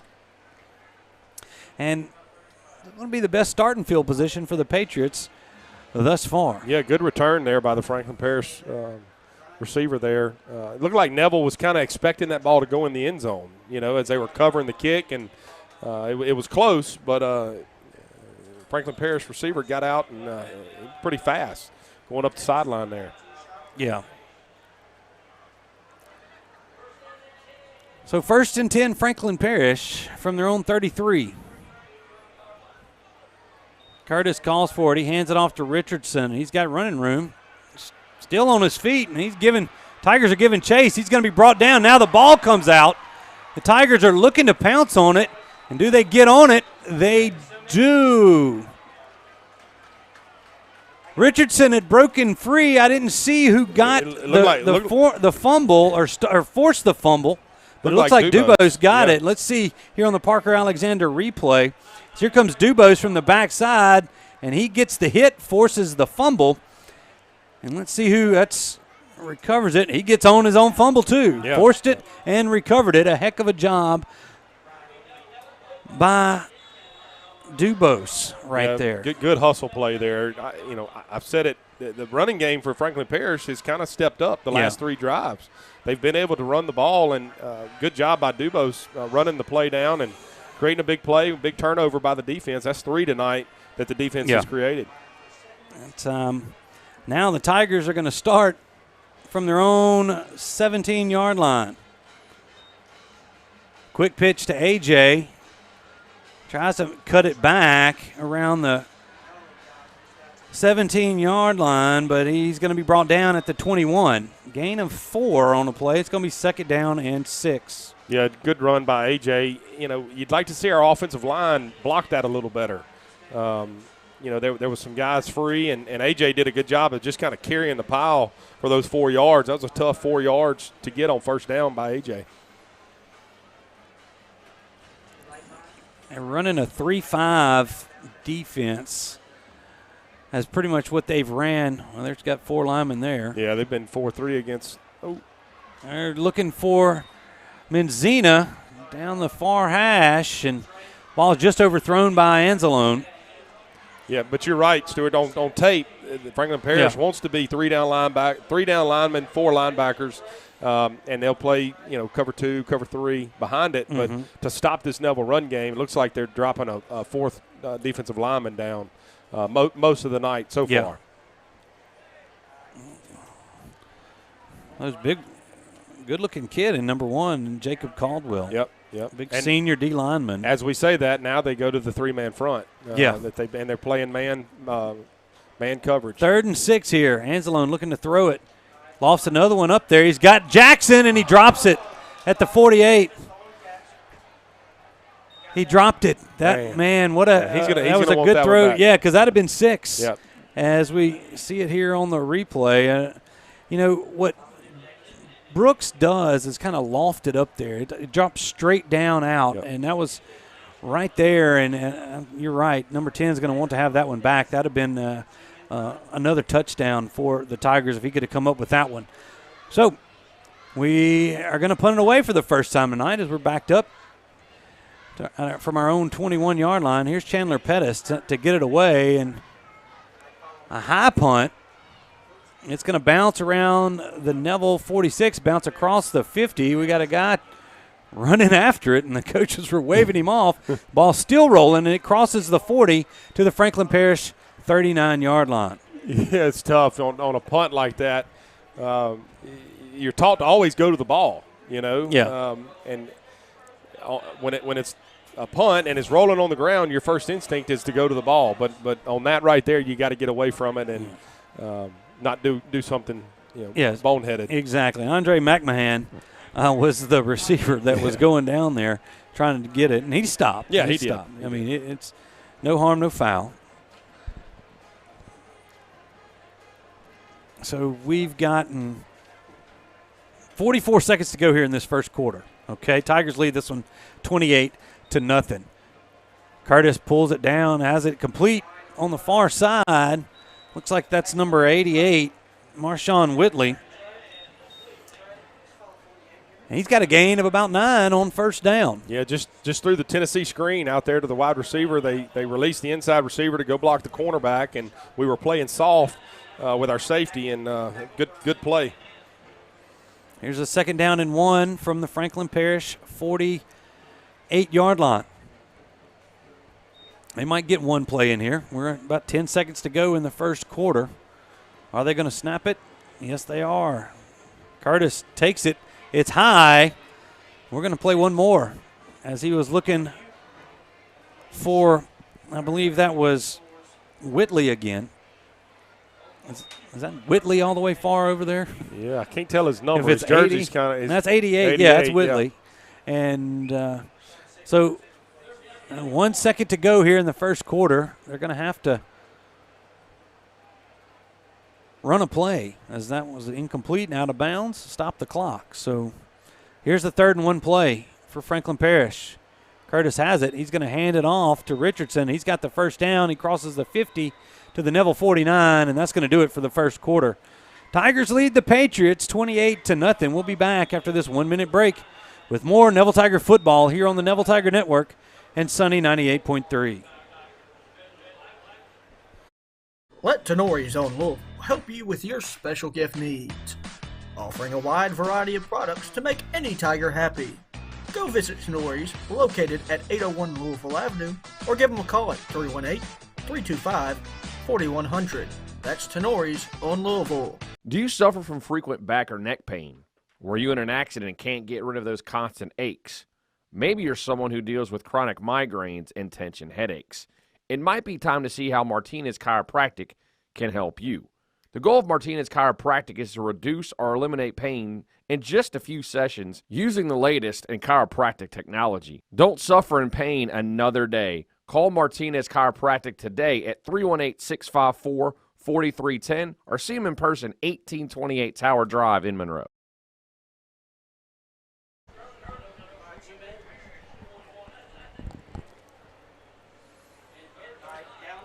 As you're looking at the jungle, Neville Tiger student section down there. The Tigers got 2 offensive touchdowns and 2 defensive touchdowns there in the first quarter. Anzalone hit Gibson for a 20-yard touchdown pass. Then he hit AJ on a little slip screen for about I believe that was a 52-yard touchdown pass. And then Griffin McGee and Maury Nealum both had interception returns for touchdowns. Yep. So that's how we are where we are, and we're starting the second quarter with a 1st and 10 for Franklin Parish at the Neville 49. Going to hand that off to Richardson, and he's got 5 yards. Crosses the 45 to the 44, and it's going to be 2nd down and 5 for the Patriots. Yeah, we've seen Franklin Parish have some positive plays in the running game. They've gotten themselves in trouble tonight when they've tried to throw the ball. That's where the 2 pick sixes have come from, and some other incompletions. So Neville defensive line is going to have to adjust to this running game and start making some plays on 1st and 2nd down. Looks to throw on the play action. He's got Whitlock there on the outside, and a great job on the coverage by the Tigers. Griffin McGee back in there. Him and DeBose coming up to make the stop for Neville. Or Whitley, not Whitlock. Whitley. Yeah. DuBose did a great job there of, not lunging and not leaving his feet and making the open field tackle. Those get tough out there when they throw those screens to those receivers. It's one-on-one. And DuBose did a good job of being patient and making a good tackle. 3rd down and 5 for the Patriots. Tigers trying to stop them. That's batted down. Kendall January came in and just batted that pass down from Curtis. Just a nice job by Kendall right there. Yeah, they were trying to go play action and make it look like run, and January did not bite on the run and got his hands up and did a great job. They looked like they had the flat route open out here to the field. Well, we got a 4th down play here as they're across the 50.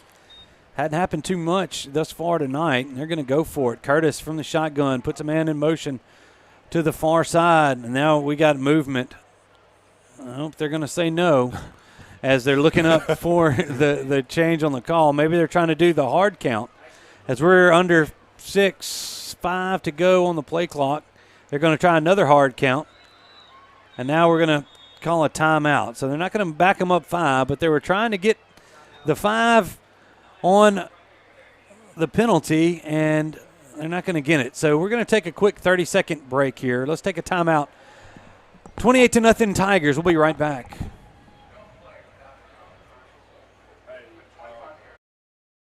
I'm Matt Dickerson, and I'm a satisfied 3B equipment rental customer. So I called Matt because we were trying to get our plots together for dove season. He brought this equipment out to us, dropped it off, unloaded it for us, and really made the whole process very easy.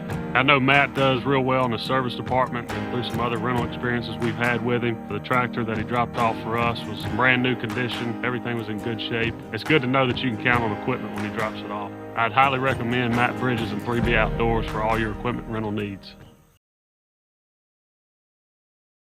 Welcome back, everybody. You see the Bengal Bells and the Tigerettes doing their thing in the north end zone as the Tigers lead the Patriots 28-0. Stuart Shelby, Robert Lane, and Jason Ewing bringing you tonight's action from Bill Ruppel Field. And we are, as always, just happy you're joining us here on the Neville Tiger Network in sunny 98.3 FM. All right, after a timeout, here's the 4th down play. It's Curtis going to call for the football. He's got it. He's looking to throw, and he's got a man, but no, he throws it wide. And the Patriots are going to turn it over on downs, and the Tigers will take over 1st and 10 from their own 44-yard line. We look down on the sideline as we change out. Let's check in with our sideline reporter, Jason Ewing. And Jason, what do you do when it's 28-0 in the first quarter and it looks like everything's kind of working? Well, I'm down here visiting. You're visiting? I'm visiting. Got Justin Yeager on the sideline tonight. He was back in town. Yeah. David Moses down here. Coach Rankins. So. Sally Allen.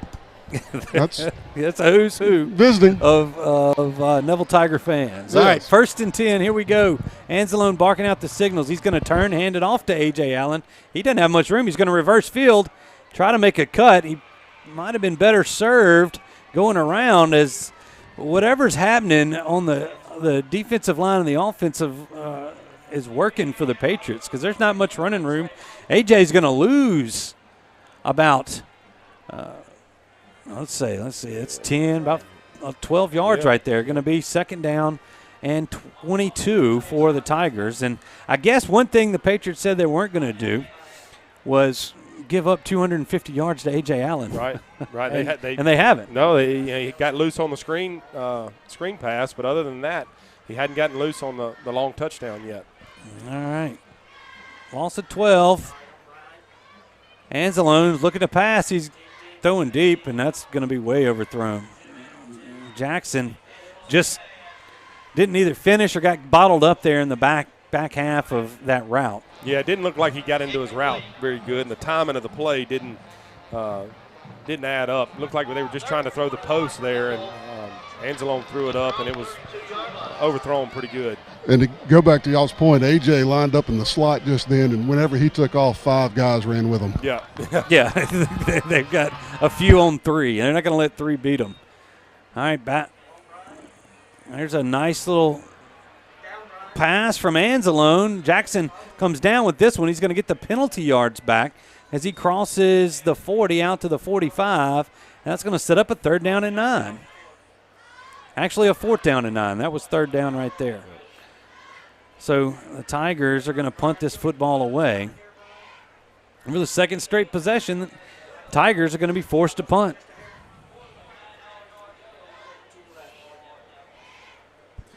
Yeah, Stuart, when you lose yardage like that on 1st down, it makes it tough to recover. And that's what happened to the Tiger offense there. 1st down play is what killed that drive. They've got it away. Pettis with a nice punt. Going to bounce around the 24. It's going to be picked up by, who's that, 17 on the far side. A nice job of getting something out of nothing. That's White. Out to the 35-yard line, and that's where the Patriots will take over. Yeah, the punt team there, it again looked like they just kind of gave up on the play, thinking that they were, the Franklin Parish receiver was going to, or returner was going to let the ball just, bounce down and Neville could down it. And he came shooting out of nowhere and picked it up and had a nice gain there on the return. So we're still in the 2nd quarter here at Bill Ruppel. 8:19 to go in the 1st half. Tigers leading Franklin Parish 28-0. Hand off to Richardson, and he's bottled up after a loss of 2.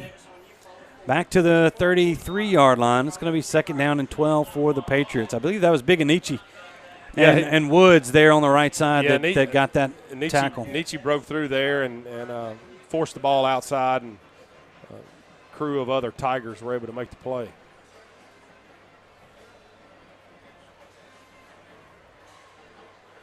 It might have been a loss of 3. I think it is. 2nd down and 13. There's Curtis with the single back behind him. He's going to fake it and throw it out to the near sideline. It was covered up well. That's Whitley. Out to the 33. Got really nothing. No gain on the play. He did the play action and kind of rolled around out to the near side, and now it's 3rd down and 13 for Franklin Parish. Yeah, they're trying to throw the wide receiver screens out there, get the ball out of the quarterback's hands as fast as they can, which obviously don't blame them. The pass rush has been great for the Tigers. We got a flag. It's going to be a false start.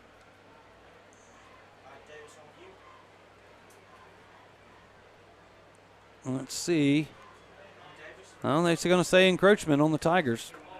That's going to mark it off 5 yards out to the 38-yard line and bring up 3rd down and 8 now. I did not see who jumped and made contact or jumped across the line of scrimmage. Yeah. Don't have to make contact. Don't have to make contact, but jumping across the line of scrimmage is automatic encroachment. But I didn't see anybody move.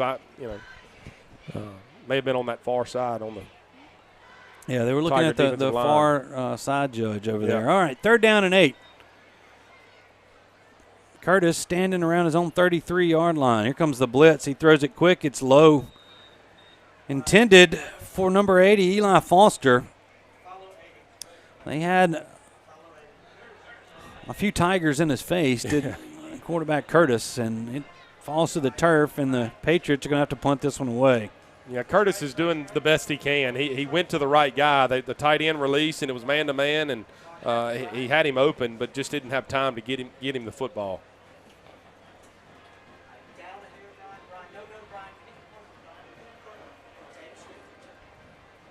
All right, here we go. Punt is away. Going to be taken at the 30-yard line by Menzina. Makes a move at the 33, and he's going to be out of bounds at the 43-yard line is where they spot the football, and the Tigers are going to bring their offense back out on the field. Yeah, good job there by Menzina, again, catching the punt. And that was a returnable punt. Did a good job of getting positive yards, getting the ball back here in the offense's hands, and see what Brooks Anzalone can do here in the second quarter. They've tried a few little things. They're not getting too multiple against Franklin Parish, No. but they're probably going to want to get A.J. some yards, just to keep that streak going, or at least a little bit. Keep handing it to him, and something's going to break free. Yeah, that's right. Here's Jackson across the formation. The snap was low, and Anzalone just has to go towards the line of scrimmage. He gets a yard out of it, and it's going to be 2nd down and 9. Yeah, it's 2 plays now on first down. The last 2 drives that had not been, positive plays. So we got to reset our focus and you can put a drive together. And if you're watching on the Neville Tiger Network, you can see from that vantage point how big our line is compared to their defensive line, and still getting a lot of pressure through there. As Anzalone rolls out, he's got Osborne around the 50-yard line. He's going to fall forward to about the 48. He's going to be about a yard shy of the first down, but a nice job of the little bootleg pass there to the tight end. And the Tigers have 3rd down and short. Yeah, good job there by Trishan. And I believe his grandmother, Brenda Osborne, grandmother's she's turning 70. Oh, well, happy birthday. So happy birthday to her, from the family. Here's the handoff to A.J. He's got a little bit of running room, and he's being dragged by his jersey around the 40. He's got the Sonic drive-in first down. Well, the chains will move here with 5:31 to go in the first half. Tigers still lead 28-0. But they are driving. Yeah, you'd like to see A.J. get loose right here. A.J.'s down here in the slot to the Neville sideline as he goes in motion. Empty backfield. They're going to fake it as there is a flag coming in from the far sideline as Anzalone's going to take it. Gain a couple. A tough couple out to the 38. Let's see what the flag is.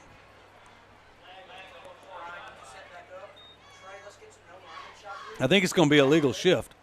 It's the same thing that was happening against West Monroe. Yes, I don't think we had enough men on the line of scrimmage.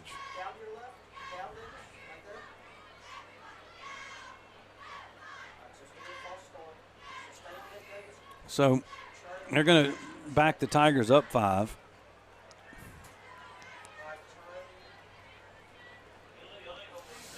That's going to place the ball at the 45-yard line of Franklin Parish. And it'll be 1st down and 15. Or are they going to mark it off, or are they going to not? It's declined, so they're going to take the play. So never mind. It's going to be back to 2nd down and 8. If they spotted it right. No harm, no foul. We're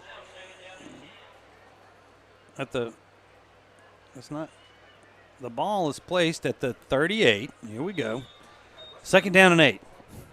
I don't see why they didn't take the 5 yards. I don't either. Well, we may well see right here. Here's Anzalone looking for the swing pass. He out to A.J., and he breaks a tackle. Ball comes out. He picks it up, and he's out of bounds at around the 32-yard line. Just a heads-up play as he was met right as he caught this. Here's you watching the replay on the network, and he pops out, and his foot, the defender's foot, kicks the ball out of A.J.'s breadbasket, and he's pushed out of bounds over there by number 6, Andre McMahon. Made A little something out of nothing did good, Allen. Great job against the defender there, Franklin Parish. A.J. getting loose and getting positive yards. Anzalone's just got to get that ball to him a little sooner. They were playing man. If you get it to him a little sooner, he's able to shake that tackle a little sooner. Anzalone rolling out to his left. He's looking for Menzina. He overshoots him. There's a flag coming in late on the play as you see the defensive end on the ground. I don't know what they're going to call, but he was locked up on Big Lance Hurd. I don't know if they're going to say this is a hold or not. Yeah, it looks like it's going to be on Franklin Parish. I think there was some little extra activity. Let's see as we watch the referee. Personal foul against Franklin Parish. I was looking for the that's it down there, the officials. Yeah, all the signals. Yeah, right there. The umpire referee tonight is Trey Albritton. Umpire is Rory Williams. Head linesman is Ben Stutson. Line judge Terrence Grimes. Field judge is Joe Tarantino. I played baseball with Joe's son, Brandon. Side judge is Ryan Williams. Game clock, you have Stacy Carden, and the play clock is Miss Peggy Lewis. That's your officials tonight from the Monroe Football Officials Association. All right, after they step off the 15 yards, the ball is at the Franklin Parish 17. They're going to hand this one to A.J. Allen. He's got room, makes a spin move at the 7, and he's going to make another one just for good measure. And he is in for the score. A 17-yard touchdown run for A.J. Allen. And he's got his second touchdown of the night, first one on the ground. Yeah, great job by A.J. just using his feet, and you can see him with the spin moves here. He spins at the 7. He's up there, and he just stops and spins just because. Yeah. And so here's Briard and Nabnett for the extra point. Snap is back. The kick is up, and it's good. With 4:18 to go in the first half, Neville leads Franklin Parish 35-0. We'll be right back after this 1-minute break right here on the Neville Network and Sunny 98.3. I'm Matt Dickerson, and I'm a satisfied 3B equipment rental customer. So I called Matt because we were trying to get our plots together for dove season. He brought this equipment out to us, dropped it off, unloaded it for us, and really made the whole process very easy. I know Matt does real well in the service department, and through some other rental experiences we've had with him. The tractor that he dropped off for us was in brand new condition. Everything was in good shape. It's good to know that you can count on equipment when he drops it off. I'd highly recommend Matt Bridges and 3B Outdoors for all your equipment rental needs. Mama DeLuca's pizzas are custom made, fresh to order right in front of you. We offer 3 different sizes of pizzas, 9, 12, or 14. Mama DeLuca's pizza is prepared to your order. The pizza cooks in less than 3 minutes. We have 16 different toppings to choose from, 8 unique sauces to complete your pizza. In addition to pizzas, we offer to our customers boneless wings with your choice of a dipping sauce. Mama DeLuca's Pizza offers delicious garlic Parmesan breadstick, freshly made to order pasta noodles. We're Mama DeLuca's Pizza in the Subway on Lammy Lane, and we hope to see you soon. All right, everybody, welcome back into the Family Solutions broadcast booth. A.J. Allen with I think they called it officially an 18-yard touchdown run. Adds 7 more points to the scoreboard for the Tigers. And they lead Franklin Parish 35-0. Here's Tommaso kicking north for the first time tonight. Puts a leg into this one, and it's going to be taken around the 2-yard line. Still on his feet, and around the 25. That's White, Javion White, with a decent return, about 23 yards for White. And we see these cars driving by to get these ladies into the homecoming court. There's Bruce Bolton, one of my classmates. His daughter is a maid, Annabelle. So it's good to see him. Nice to see the convertibles coming back. Yeah. And not the golf carts. I know. Looking good. All right. So The Tiger defense back out there. Curtis has the snap. He's going to look to throw. Hands in his face, and you saw White look around after he caught that ball. Like, where is everybody? Yeah, who's coming to hit me? When he figured it out that nobody was around him, he did fall forward. And that's going to be a first down for Franklin Parish. Yeah, good job there by the Franklin Parish quarterback, number 10, Bryce Curtis, of getting the ball out of his hand and delivering a catchable ball to the receiver. Again, the Neville defensive line and linebackers have been pressuring him in the passing game all night. All right, ball's at the 37-yard line of Franklin Parish. Curtis brings a man in motion. He's going to hand this off to Richardson, and he's got a little bit, maybe a yard, as he slipped out of a tackle and fell forward to the 39-yard line. That's going to be second down. Let's call it second down and 8, a long 8. Well, they've targeted a few guys here with this true little single back spread that Sonny Nason runs there at Franklin Parish. Yeah, you got to expect them to try to get the ball out quick here, throwing it out to some of these receivers that they've got. They've got a pretty good receiving crew. I've been impressed with these guys that are catching the ball. Yeah, once again, they hand this to Richardson, and he is going to be brought down at around the 41-yard line, so a gain of 2 again for Franklin Parish is going to set up third down and let's call it 6. I really appreciate my man Benjamin Burkett stepping up, helping us out here on the replays and doing a good job. Helping us out with the graphics right there. You all right? You got something in your eye there, Benjamin? You got it? Okay. I mean, you gotta see what's happening to be able to do this deal. We'll flush it out. All right, third down and 6 here for Franklin Parish. 2:11 to go in the first half. Curtis back to pass. He lets it go. And there's some miscommunication. It falls incomplete around the Neville 35. And Dubose was on the coverage over there. And there's nothing doing. No, there's nothing doing. And the Patriots are going to look to punt this one away. Josh Kemp trots out. That's a big punter for the Patriots. He's listed as a linebacker, and he looks it. What's that back to receive? That's not Menzina. That might be Elam. It is.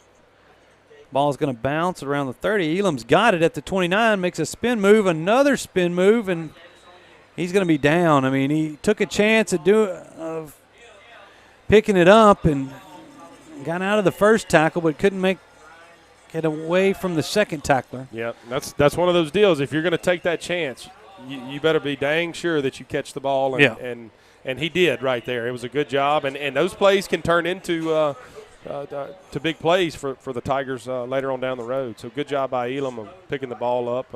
Wasn't able to get away from the defenders of Franklin Parish, but gave the ball back to this Neville offense. Well, let's see. A couple of numbers out there. Is at the wideout. It's Makai Dubose. Bradley Hanlon.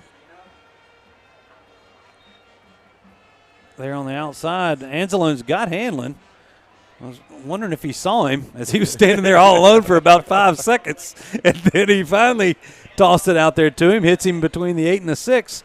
Gain of 9 on the play, and it's going to be second down and 1 for the Tigers. Yeah, nice hands right there by Hanlon.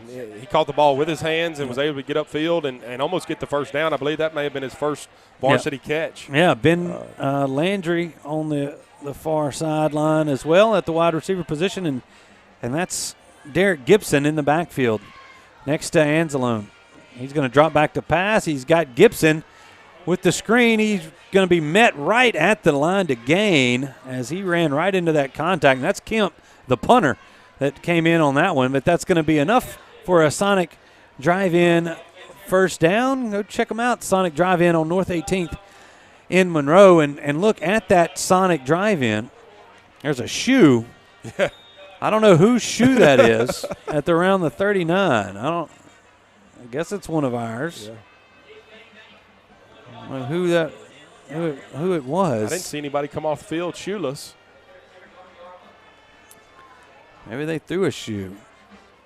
Here's the handoff. No, Anzalone's going to keep it himself. He's got running room around the right side. He's going to fall forward over a Franklin Parish defender. He crosses the 50 to the Franklin Parish 49, and that's going to be another Sonic drive-in first down as the clock will stop with 43 seconds as they move the chains, and now it's back running again. Yeah. And if you look on the back of your reserved ticket, there is a cheeseburger special, like a $3 cheeseburger. I'm telling you, don't throw away those reserved tickets if you're coming to these football games. Anzalone looking to throw, looking deep. He's got Hanlon, the near sideline, and he's got a catch at around the 17-yard line. They're checking. They're going to say he's out of bounds. I wish we had replay. Let's see. Do we have the replay on that? Yeah. Here we are, the Parker Alexander replay. Anzalone heaves it downfield. Hanlon, you see come right there. He was close. It's close. He was pushed out of bounds, but it looked like he got one in. And either way, it's going to be incomplete, and it's second down and 10. Clock stopped with 12 seconds to go. Good job right there by Hanlon. That's 2 catches here on this drive. That's good to see. I believe he's a sophomore. Sophomore. Yeah. Anzalone drops back to pass. He's got Gibson around the 49. He's going to be out to the 43, and that's going to be the last play of the first half. Nope, we're going to take a timeout, and we're going to try one more. We're going to try one more. We're looking, what replay do you have there, Will? They're going to be a timeout. Neville, let's see what the replay. Which one? You turn that one back. We're going to get that wheel going. Here's the full replay of that Hanlon. They come down the field and try to – he's slowing it down. Actually, he is out. Yep. Good call by the officiating crew. He was pushed out, and it's close. So, sorry, guys. Yeah, it was close. It was a close play, and they were right there on the field, made the right call. So 3rd down and 4, but I don't think it's going to matter as Coach Tannehill calls timeout with 2 seconds to go. We're up 35-0. This is going to be one play, and it's what you're doing is trying to practice these types of situations for these guys. Yep. You know, it's like, hey, we've got one shot. I mean, you practice the old Hail Mary. That's right. I mean, you got to get in a game-type situation. It's one thing to do it in practice, but another thing to do it out here under the lights on Friday night. 4 men rushing here for the Patriots. They're going to back everybody up in the backfield. They're going to bring Osborne into the formation. Extra blocker. He's looking. They're going to throw this as Hanlon was tackled by number 40. And there's no flag on the play, and I think that was just a deal. But either way, it's halftime here. The Tigers lead Franklin Parish 35-0 as they head to the locker room, and they will receive the second half kickoff. So we have reached halftime, and that means it's time for the Go Family Health halftime report. And real quick, I don't know if Jason's down there. He's got Coach Tannehill. Jason, take it away. Coach, 35-0. Defense playing stellar. Brooks is managing the game. Looks like he's doing what y'all need him to do. What were your thoughts on the first half? You know, I thought we really played well early offensively, and then, defense got 2 good ones there, and they're just playing really good football right now and just playing with a lot of confidence. We got a little lackadaisical, and then had to get on them a little bit, and then we turned it up and scored another one right there. How hard is it to keep their focus all week when you know you're playing a team that's probably not going to give you much of a challenge? Well, just the homecoming and all the festivity going on, it's hard. They've done a really good job this week, though, compared to most homecomings. I mean, I've seen it real bad before, but, this year I thought they did a great job of practice this week, preparation for this game, and it showed in the first quarter. Thank you, Coach. Thank you. All right, thanks, Jason. And Trey, our man on the sidelines with the camera work. So you see him lining up. It is halftime here at Neville. If you're listening to us on Sunday 98.3, Dave Robinson and his crew from the Rock 106 Scoreboard Show is going to jump in. And you can go ahead and jump in here. If you're watching us on the Neville Tiger Network, we're going to keep it right here for the Go Family Health halftime report. We will have the presentation of the homecoming court as well as the bingo bells and everything else. So stay tuned right here if you're watching the Neville Tiger Network.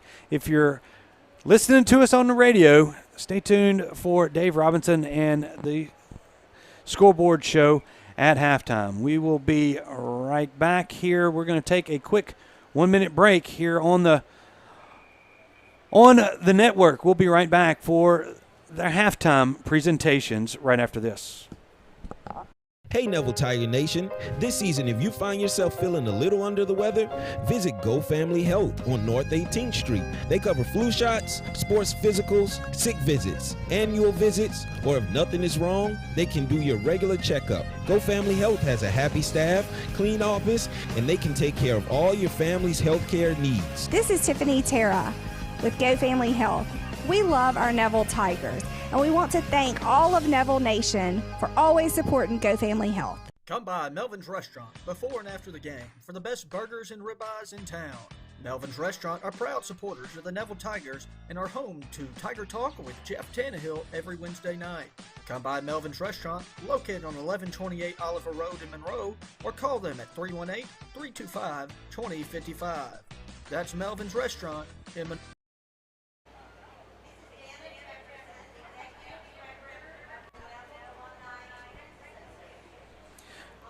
All right, everybody, welcome back here on the Neville Tiger Network. We're in the Go Family Health halftime show, and we're going to turn it over to Miss Dana Jefferson, who will be presenting the 2021 homecoming court. So enjoy this presentation. I was going to tell Dana to get in the mic. Now, they may need to turn it up a little bit. Hey, Stuart. Stu.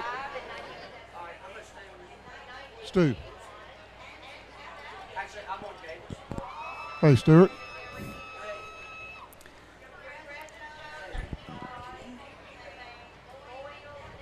Stu.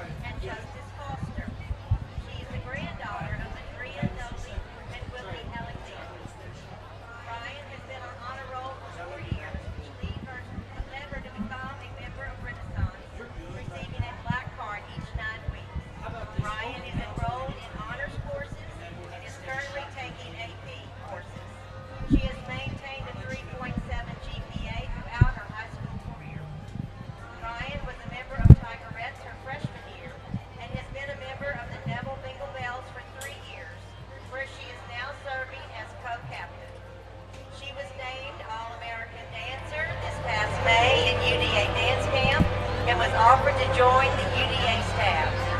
Ryan has been a studio and competition dancer at Carolyn's Dance Land for 10 years, where she is now an assistant. She is a 4-year member of the Cinderella Guidance Clinic, where she serves as treasurer. Ryan plans to attend Jackson State University and major in biology to pursue her dream of becoming a gynecologist. Ryan was nominated by number 2, Maury Nealum, and number 6, Jalen Blackston. She is escorted tonight by her grandfather, Willie Alexander. Maid Ryan Kennedy Alexander.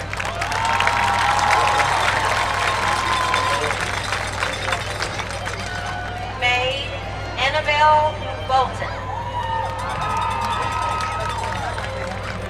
Annabelle Bolton is the daughter of Christy and Bruce Bolton, Neville class of 94, and the sister of Jack Bolton. She is the granddaughter of Mrs. Carolyn and Dr. Padge Bolton, both Neville class of 1967, and Mrs. Laura Cooper and the late Mr. Bill Cooper. Annabelle is also the great-granddaughter of the late famous Neville tennis coach, Mrs. Charlotte Bolton. Annabelle was inducted into the National Honor Society her sophomore year and has maintained honor roll 4 years, as well as being a 4-year member of Renaissance. She is enrolled in advanced placement, dual enrollment, and honors courses, and has maintained a 3.6 GPA throughout her high school career. Annabelle has been a member of the Neville cheer team for 4 years, making varsity as a junior. And at UCA cheer camp, she was named All-American cheerleader. She has played varsity tennis for 4 years and is an active member of Young Life and a member of Lambda Sigma Chi, where she served as corresponding secretary her junior year. Annabelle attends Jesus the Good Shepherd Catholic Church. She plans to attend Louisiana State University and major in pre-medicine with aspirations of entering the medical field. Annabelle Bolton was nominated by number 44, Hinton Roberts. She is escorted tonight by her father, Bruce Bolton. Maid Annabelle Bolton.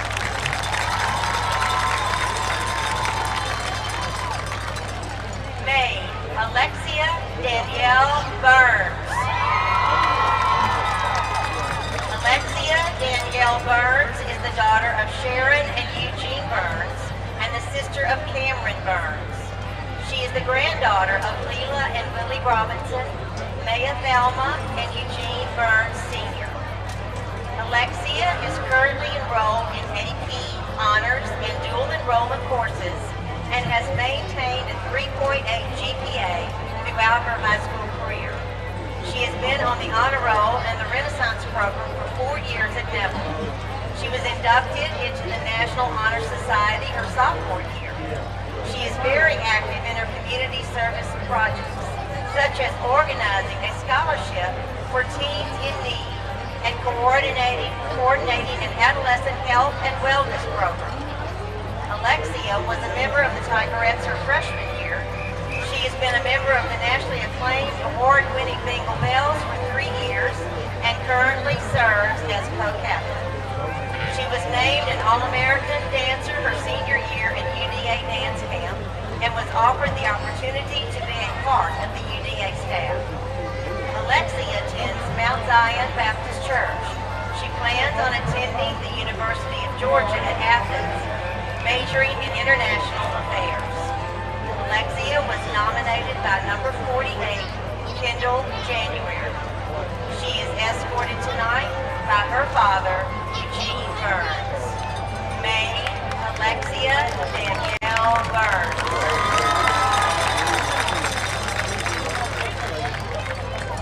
Maid Leela Catherine Hansen.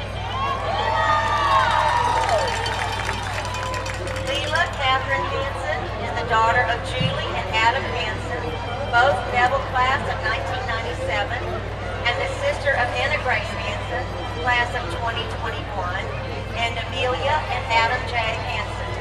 She is the granddaughter of Sheila and Frank Nettles, class of 1976, and Marilyn, class of 1976, and James Finch, and Pam and Steve Hansen, class of 1965. Leela was inducted into the National Honor Society her sophomore year and is a 4-year member of the Renaissance program and the Honor Roll. She is also a 4-year member of the Interact Club, where she currently serves as co-president. She is enrolled in advanced placement, dual enrollment, and honors courses, and has maintained a 3.9 GPA throughout her high school career. Leela has been a member of the Neville cheer team for 4 years and now serves as varsity cheer captain. She has played on Neville varsity softball for 4 years, earning all district. Leela also has played on the varsity volleyball team since her junior year. She is an active member of Neville's Young Life and a member of Lambda Sigma Chi sorority. Leela attends Jesus the Good Shepherd Catholic Church. She plans to attend Louisiana State University and major in biomedical engineering with aspirations of entering the medical field. Leela was nominated by number 58, Dakota Mitchell. She is escorted tonight by her father, Adam Hansen. Maid Leela Catherine Hansen.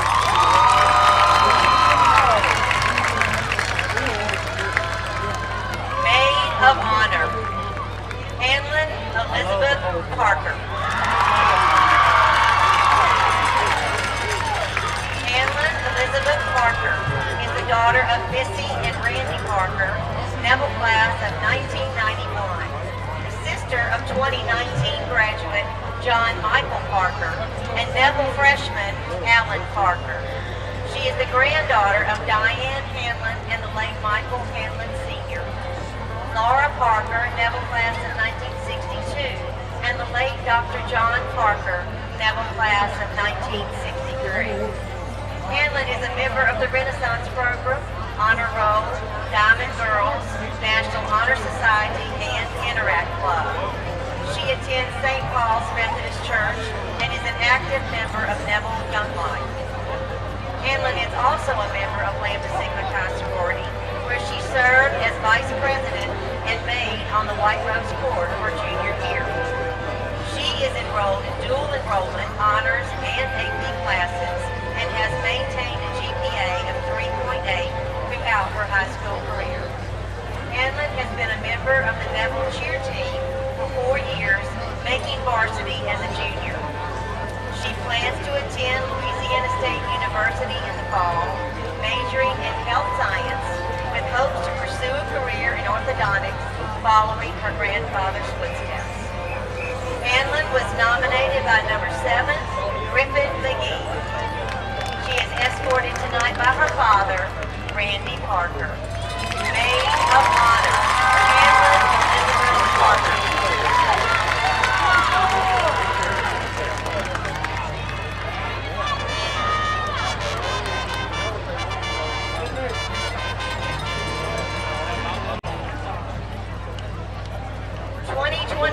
Homecoming Queen, Jayani Star Hunter.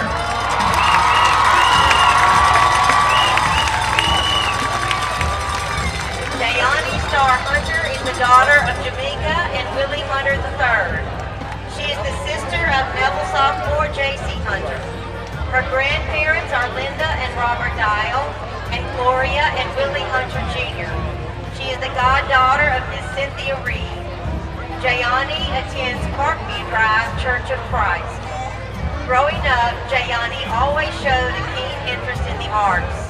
Entering Neville High School, she was a freshman cheerleader and was named All-American under the Universal Cheerleader Association. During her sophomore year, she followed her true love of dance and became a member of the fabulous award-winning Bingle Bells. Her junior year, she served as lieutenant, and as a senior, she is the captain of the Bingle Bell line. In addition, she is a senior studio member and competition dancer at Carolyn's Dance Land. Scholastically, Jayani has been a gifted and honor student her entire school career.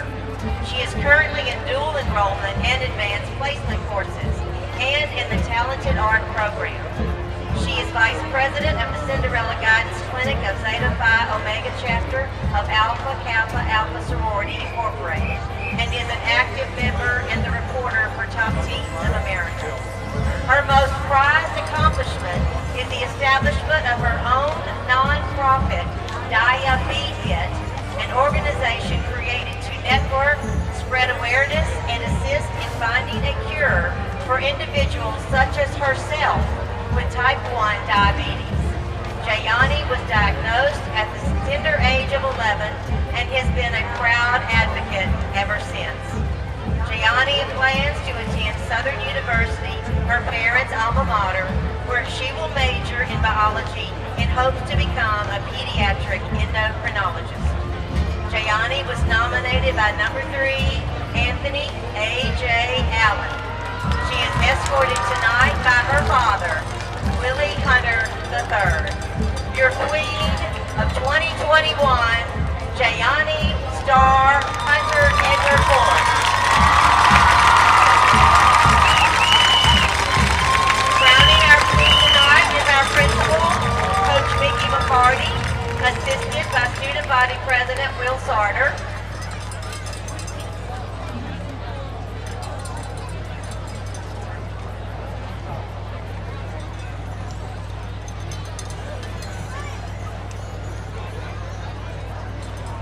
Big applause for your 2021 Queen and her court.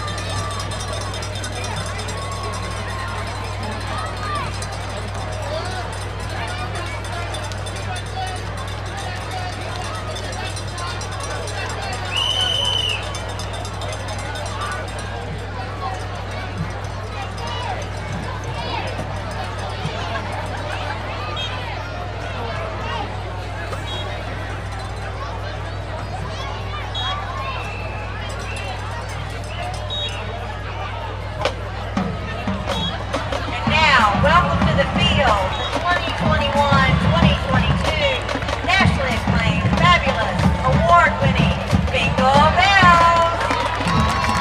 They are being led on the field by First Lieutenant Jay England, First Lieutenant Jordan Gooden, First Lieutenant Ariana Walker, and in the absence of their captain, Jayani Hunter, Co-Captain Ryan Alexander, Co-Captain Alicia Burns.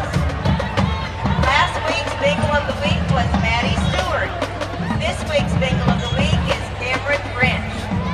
Tonight, these ladies will be performing a traditional kid dance to Eye of the Tiger, played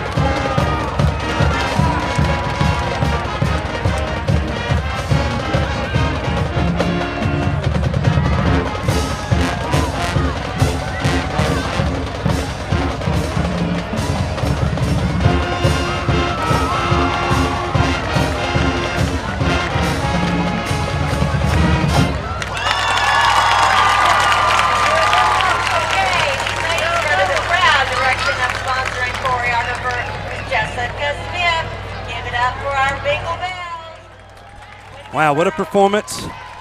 Congratulations to all the ladies on the homecoming court, and a nice job there by the Tigers.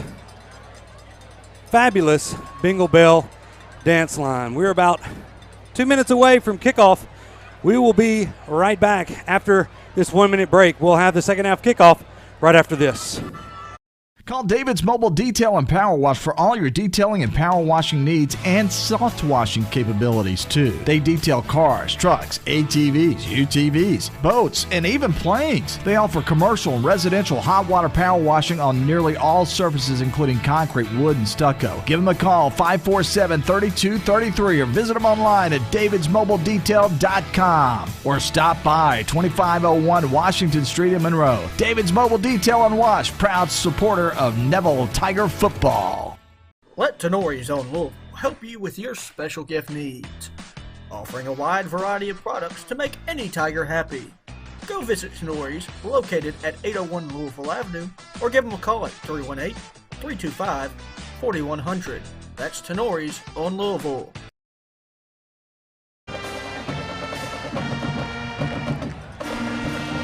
All right, everybody, welcome back in to the Go Family Health Halftime Report.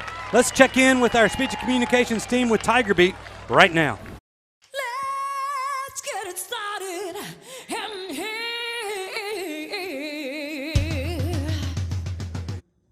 Neville Tigers. I'm head broadcaster, 4-star international best thespian Madeline Hodge. And I'm 4-star international thespian Brielle Mitchell. And you're tuned into Tiger Beat. Sponsored by the Neville Varsity Speech Squad. Brought to you every Friday night during halftime. Trust us, it's going to be great. Last week's game against the West Monroe Rebels was a record-breaking win. The Tigers won with a score of 28-7. The Tigers have not won against the Rebels in over 26 years until last Friday, where our Neville Tigers showed up and broke the losing streak. Awesome job, Tigers. Let's keep up the good work. I'm Wildlife Specialist Madeline. And I'm Wildlife Specialist Brielle. And welcome to The Jungle. Homecoming is this Saturday, so Tigers, remember, there will be chaperones, so be on your best Tiger behavior. Also, make sure you dress appropriately. This goes for girls and boys. And Tigers, do not attempt to bring any contraband in the dance. There will be consequences. Watch out for those teachers and chaperones, because they're on the prowl. And now, we introduce your 2021 Homecoming Queen and her royal court. Your 2021 homecoming queen is Jayani Hunter. Jayani is a 3-year member and the captain of the 2021-2022 Bingle Bells. She plans on attending Southern University and majoring in biology.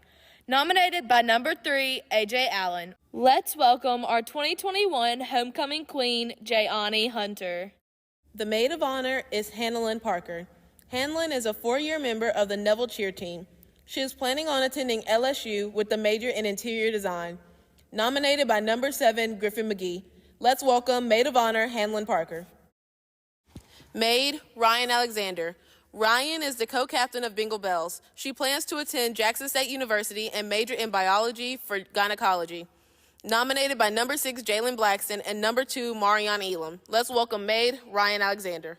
Maid, Alexia Burns. Alexia is the co-captain of the Neville Bingle Bells. She plans on attending the University of Georgia, majoring in international affairs.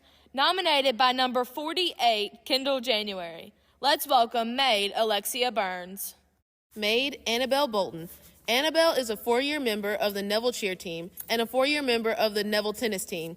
She plans on attending LSU to major in pre-medicine. Nominated by number 44, Hinton Roberts. Let's welcome Maid, Annabelle Bolton. Maid, Leila Hansen. Leila is the captain of the varsity cheer team, a 4-year member of Neville softball, and a 2-year member of Neville volleyball.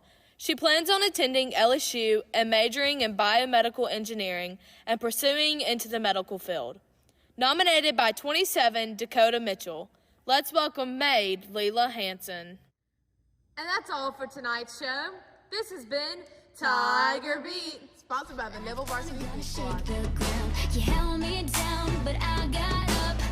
Get ready, 'cause I've had enough. I see it all, I see it now. I got the eye of the tiger fight. All right, everybody, welcome back in to the Family Solutions broadcast booth, and man, it's homecoming, so bear with us. We missed the kickoff. It was an onside kick. The Tigers have it on the their own 49-yard line. Yeah, it looks like we've got a new offensive line to start the second half. There's a few of them. That is Anzalone running around the left side, and he's got a little bit of running room. Across the 50 out to the 48. We look through there. That's Day still in. Let's see here. Let's see. 68 is Kane Day still at left guard. That's a different left tackle. Going to hand this ball off. That's Dakota Mitchell. Around the left side, he's going to gain maybe one out to the 47, and it's going to bring up third down and a long 6 here. So going through, that's 83 on the far side. That's Will Jones. 15 is your back. That's Makai Dubose. Ben Landry to the near side. Dakota Mitchell's the lone back besides Anzalone. High snap. Kind of throws off the time, and he's going to dive into the middle. He's going to have close to first down yardage as he gets about to the 42-yard line. They're going to be shy about a yard here. As both the Logan Smith is still in there at guard. Your center is Cameron Johnson. So your left tackle now is Jaden Owens. And then now we had our right tackle. That's number 52, Jaden Mays. And he started early here on this 4th and 1 play. It's going to back him up 6. Yep. And the Tigers are going to now punt this one away. You know, it's good to see these guys out here getting to play. Last year, due to COVID, I don't believe there was many JV games, if there were any, and or freshman games. So good to see these guys to be able to get some reps and you know, in a game situation. Yeah. Definitely going to have to pull down the rosters.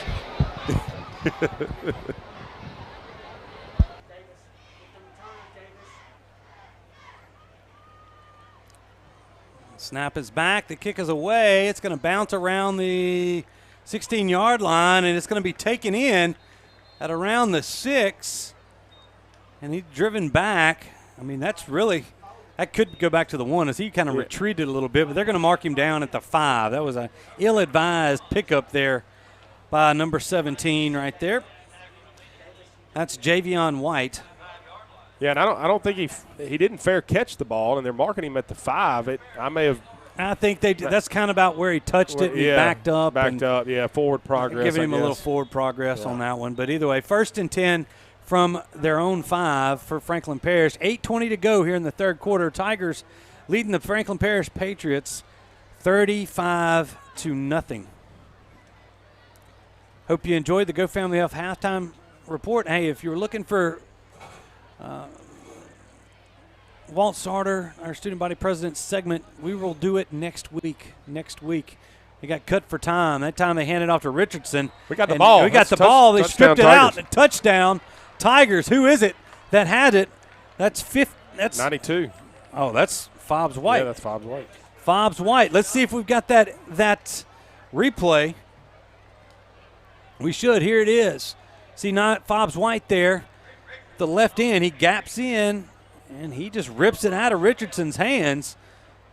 Pushes Curtis out of the way, and the Tigers have tacked on 6 more. Yeah, it looked like it's just, a lot of penetration by the Tiger defensive line and linebackers, and messed up the exchange from the quarterback and running back there, and able to put points on the board. New kicker, here's Jake Deal.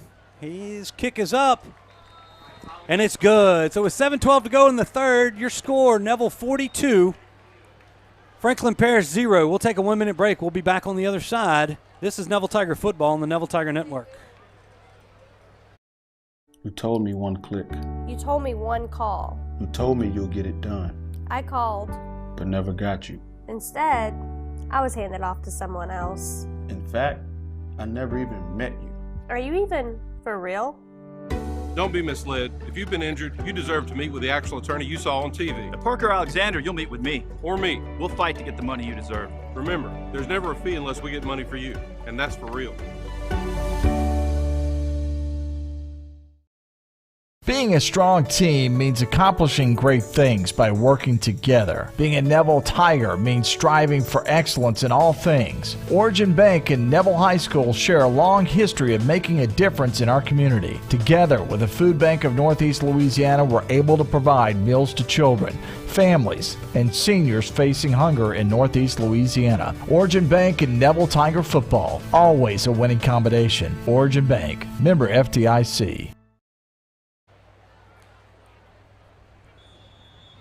All right, everybody, welcome back to the Family Solutions broadcast booth. Tommaso Palvieri set to kick this one away as Fobbs White gets his first touchdown of the season with the strip of Richardson and a 1-yard return. Here's number 97. He puts his leg into this one, and it's going to get into the end zone for another touchback. So that's, what is that, 3 out of 5 that he's done have resulted in touchbacks. So a young man, a quick study here in America. We're happy to have him on the team. Now we roll through the Tiger defense. A few changes. You see Rudy Dozier in there for the Tigers. You're going to see, let's see who all we got in there. Yep. Robert Gray. Is that Robert? No.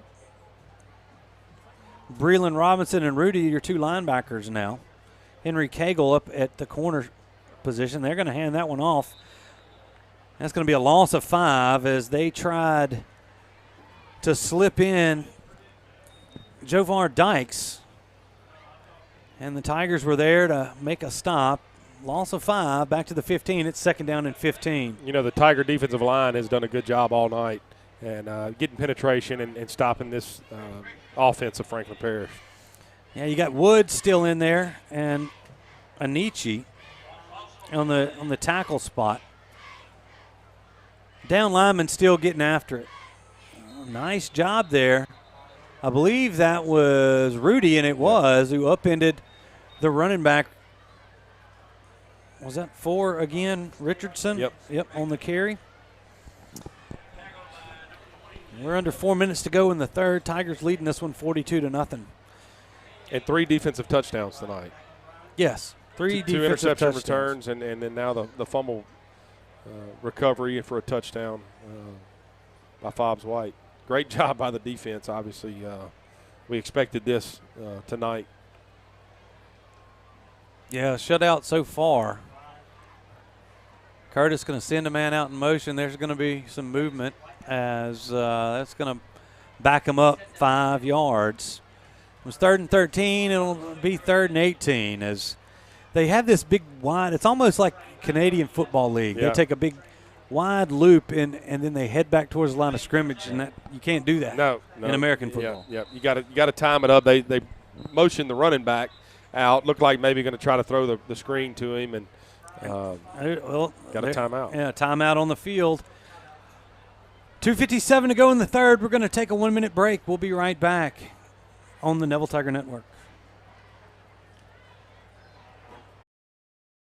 Whether you're dining in or grabbing to go, at Nukes, we love to share great food, to delight with new flavors, to celebrate every bite. Join us at Nukes Eatery. I'm Dr. Scott Shelby with Family Solutions. When you hear the words Family Solutions, you may not know that we're a comprehensive, strength-based counseling and psychiatric clinic. Family Solutions provides psychiatric care, individual and couples therapy, child and adolescent counseling, psychological testing, medication management. We also provide occupational therapy, physical therapy, speech therapy, and ABA therapy in one convenient location. For more information on how we can help your family today, visit FamilySolutionsCounseling.org.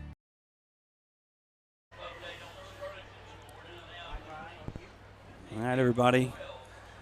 Welcome back. As you see the Patriots offense trot back onto the field, they face a 3rd down and 18 from their own, it's like 12-yard line. We're 2:55 to go here in the 3rd, and they trail 42-0. Curtis drops back to pass. They're trying to screen to the tight end, 80, and it's going to be overthrown. That's Eli Foster. And the Patriots are going to have to punt, and Tigers switch out a few bodies, and I would think that they might. I don't know if they'll let them punt this one or not. They might. We'll see if they come back there. It's Breland Robinson going back to receive this punt for the Tigers. First time we've seen him back there this year. As we're still switching out some bodies here. It looks like they're in punt safe. Come in off the edge, and Kemp's punt is away. It's going to bounce.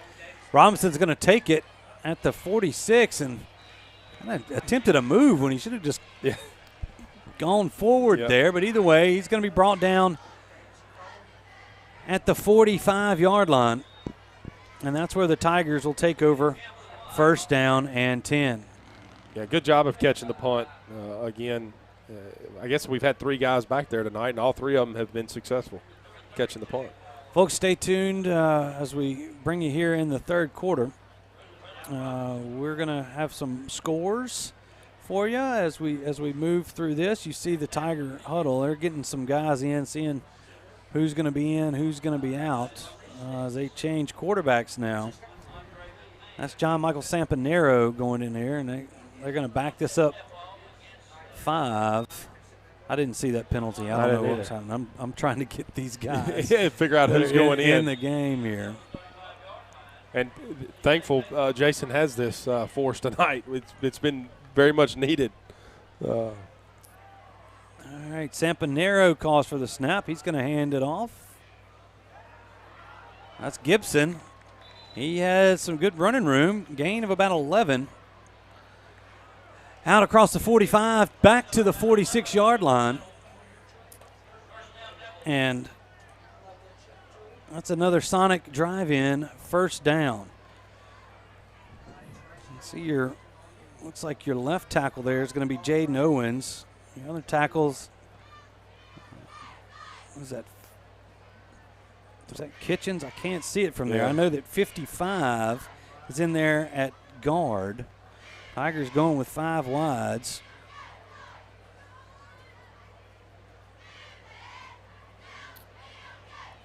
And nothing doing right there on 1st down as they hand it to Harris.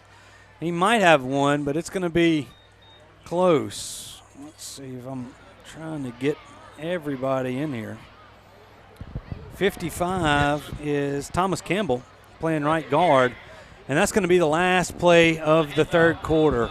So Tigers going to bring it over, regroup, try to get some guys in here, and we'll just make sure they're going to get there, but that's what's going to happen.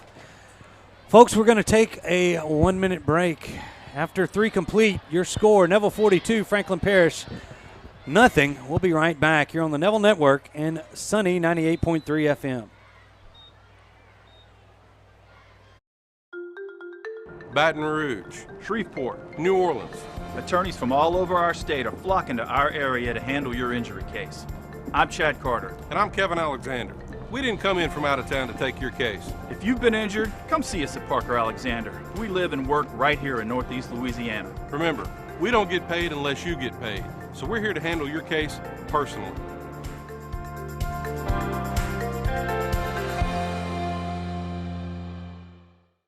I'm Dr. Scott Shelby with Family Solutions. When you hear the words Family Solutions, you may not know that we're a comprehensive, strength-based counseling and psychiatric clinic. Family Solutions provides psychiatric care, individual and couples therapy, child and adolescent counseling, psychological testing, medication management. We also provide occupational therapy, physical therapy, speech therapy, and ABA therapy in one convenient location. For more information on how we can help your family today, visit FamilySolutionsCounseling.org.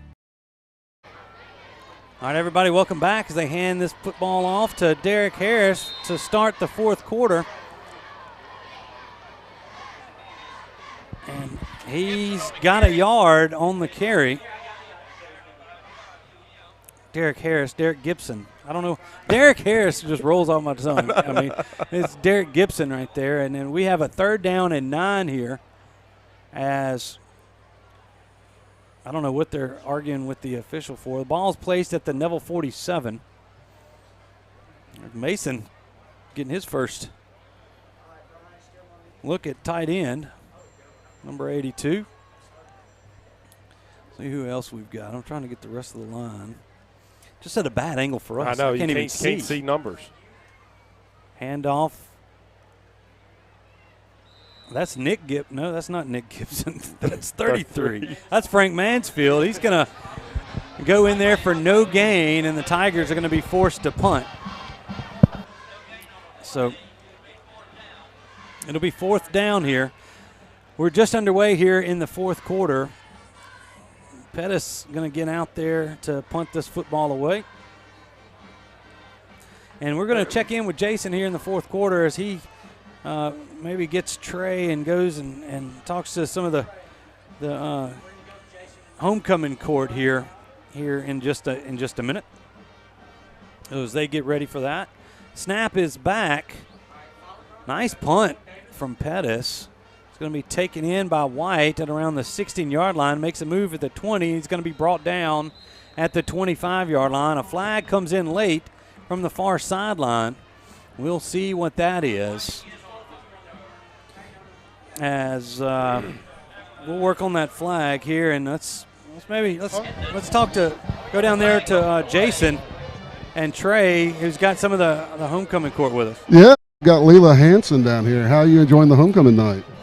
This is awesome. It's such a great experience to have. I'm very honored to be here.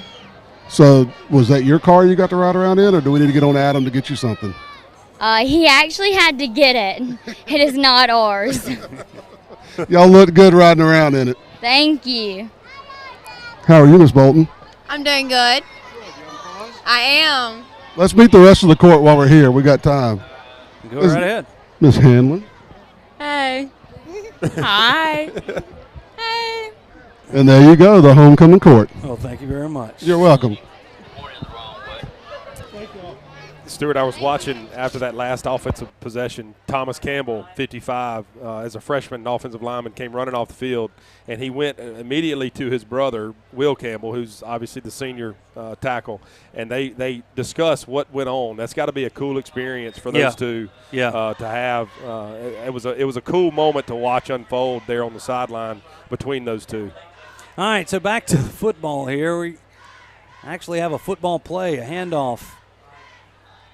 Up the left side, he's going to go for about 5 yards, and let's see if that is Richardson on the carry for Franklin Parish. He's carried most of the load for the Patriots, and it's out to the 41-yard line of Franklin Parish, and it's 2nd down and 5 upcoming.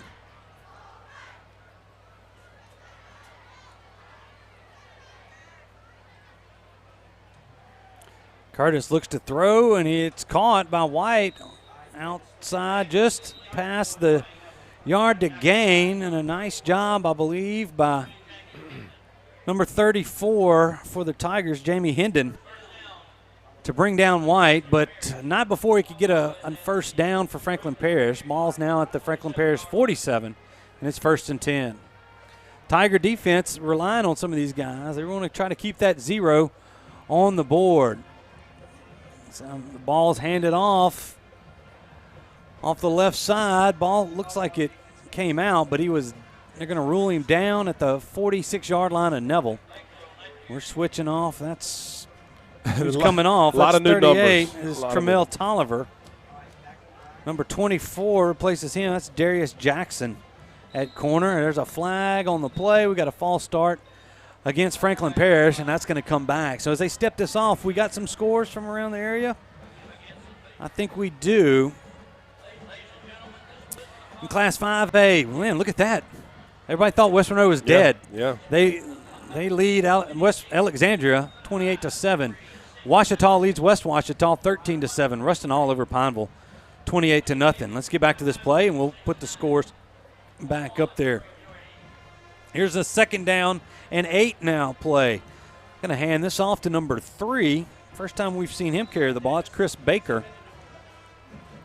He's going to gain those penalty yards almost all the way back out to the 46-yard line. 3rd down and 3 upcoming for Franklin Parish. 8 minutes to go on the dot in this football game. Tigers leading this one 42-0. Curtis with the hard count, and a young defensive end. That's Fred Clark. That's a freshman out there. And he was just a little bit anxious, and it's going to cost him 5 yards, and it gives Franklin Parish a 1st down. Let's go back to those scores. In 4A, Huntington all over Bastrop, 58-0. Wow. Minden leads North DeSoto 7-6. Gina beat Caldwell last night 34-12. Carroll leads Richwood 22-6. And Sterlington all over Union Parish. That might be a little surprise, 28-12. We'll check back in with the smaller schools here in just a second. This time, Curtis motions Richardson out of the backfield. He's empty. Curtis looking downfield to throw. And he finds a man around the 28. That's number 88.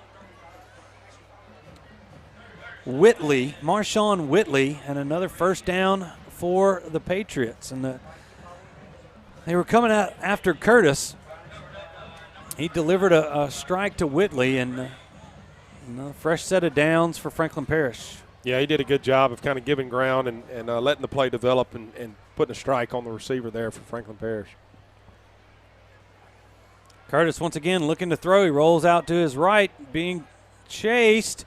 Ball is tipped. Cagle had a chance to get it, but he just couldn't get to it. It's going to be incomplete. And we have a hold against Franklin Parish. Oh, no. Roughing the passer. Oh, wait a second.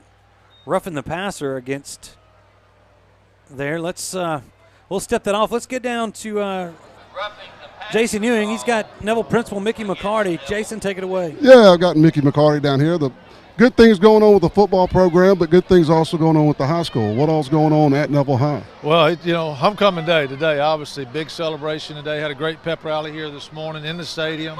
Got a great homecoming court selected by our senior football players, and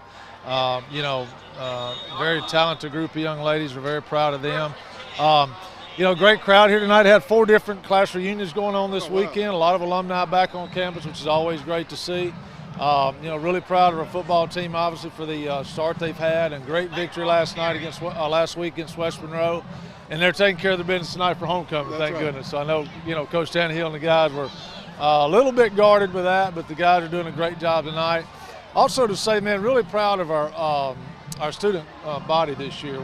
Kids have really shown up. The jungle's been wild. The jungles have been great. They've been doing a great job. Again, good crowd down there tonight. And, I know that our football team feeds off of them, so it's great to see. Walt Sauter, our student body president, is doing a great job for us in everything that he's touching. But he's certainly down there in the jungle keeping those guys up down there running and doing those things. And so, yeah, a lot of good things. Really proud of what's been going on at school. Fall break next week. Looking forward to that. Homecoming dance tomorrow night. Hopefully all that goes well. And, we get on and race towards the Christmas holidays. But we're really excited about, of course, football season and the potential that we have in front of us. Thank you so much for your time. Yeah, you bet, Jason. Thank you. All right, thanks, Jason, for catching up with Mickey.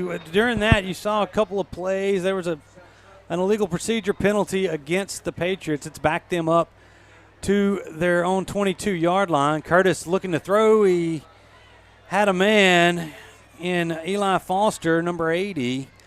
Couldn't come up with it, and it's going to be 3rd down and about 17 now for Franklin Parish. And the Tiger defense is bent a little bit with their 2s in there, but they're not breaking just yet. Let's see, get a couple of these numbers for you for the Tigers. Let's see, Cedric Johnson there on the interior of that line, or actually on the right end. And a different linebacker here in 49. That's Jacoby Wilson. Curtis was getting chased. Throws this one away. It's going to set up 4th down for the Patriots. The pressure tonight that the Tigers have been able to put on this quarterback has been relentless. Yeah. I feel for number 10. He's ran his whole night. He has. He's gotten hit. He's been under pressure and had to get the ball out of his hand all night tonight, even with the two defense of Neville. All right, here's the 4th down and 17 play. 3:36 to go in this football game. One thing's for certain, this will be the earliest we've gotten out of a football game. No doubt about it. This season. Yeah. So here's Curtis Richardson. He motions him out of the backfield. Now he's set up on the right side, and then he moves a little bit early. They're not going to call it, and Curtis is running for his life. Throws it out of bounds, and the Tigers will take over on downs at their own 22-yard line. There's going to be a few. Good stop by the Tiger defense. You know, you want to keep that goose egg up with 2 minutes and 55 seconds left and counting. 42-0 sounds better than 42-7, obviously. Yeah. You take pride as a defense and, you know, putting a goose egg up no matter what the game is, you know. So good job by the Tiger defense there of holding them.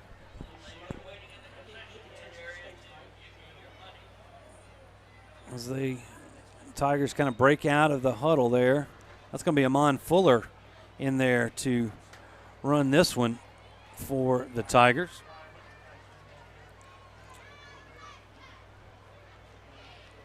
Will Jones in there at tight end.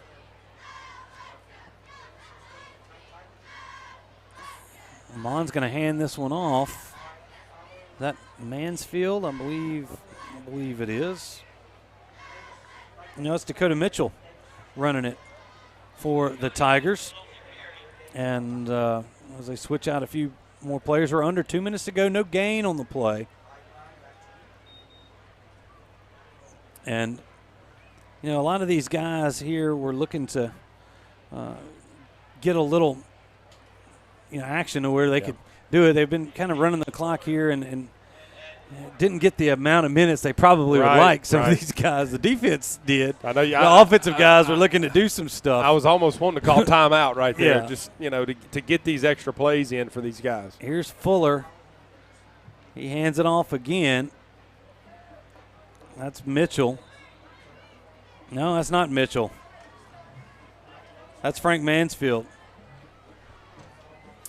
And that's going to be a gain of about 1, 3rd down and 9 for the Tigers. And Amon, the younger brother of Andre Fuller. Yeah. And who's a heck of a player for the Tigers. Played receiver, quarterback, pretty much. Yeah, he did it all. He did it all. And he's been fun to watch in a few of these JV contests. And with the JV pretty much done for the year, this is going to be the only chance for these guys to get reps. Yeah. Here's the 3rd and 9.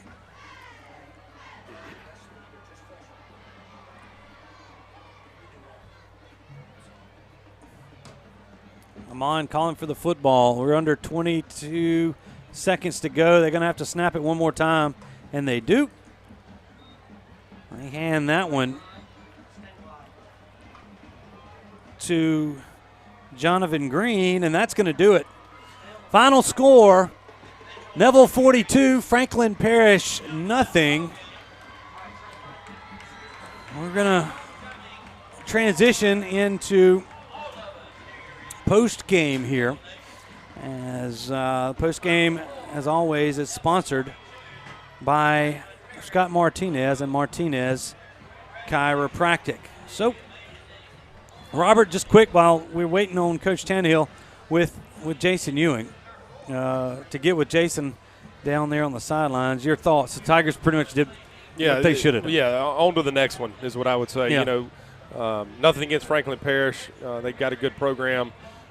Just, you know, Neville just outmanned them tonight and did what they were supposed to do. And you know, great district, you know, win for Neville. That's the first district game. And now that we're into district, you know, take each week, week by week, and get ready to go to the playoffs, hopefully. All right, let's go down to Jason. He's on the field with Coach Tannehill as Coach Tannehill is driving or directing traffic. Jason, take it away. Hey, Coach, big win tonight. First district win. It's always good to get that district win under your belt. You know, I thought the team played well. What did you think? I thought we really played a really good first quarter. The second half we got all those young guys in, and we got some production out of them. I thought our JV guys did a great job holding them out of the end zone there in the fourth quarter, and it was a good effort by everybody, and happy homecoming. Yeah, that's what Robert said. 42-0 sounds a little bit better than 42-7. And it's good to see those JV guys get to play. Their season's over now, so it's good for them to get some reps. Yeah, it is. Those guys are going to be playing varsity next year, and I hope they get to play a lot more JV. Yep. First road trip next week. Got to go to Minden. What do you expect out of them? They're always got a good offensive scheme, and they usually play pretty good defense. That three-man front always gives us a little trouble, and they do a great job of coaching over there, and we've played them a lot here in the last 5 or 6 years. But looking forward to a road trip. Not all those festivities at home this next week. Thank you, Coach. Thank y'all. All right, thanks, Jason, and thanks, Coach Tannehill, as always. And the Tiger Band playing the alma mater for another win. Tigers improve to 5-1 on the season. As we look into the stats, Tigers win this one 42-0. Total offense, really not much. It was just kind of all over the place. Yeah. 166 yards of total offense for the Tigers. 107 through the air, 59 on the ground.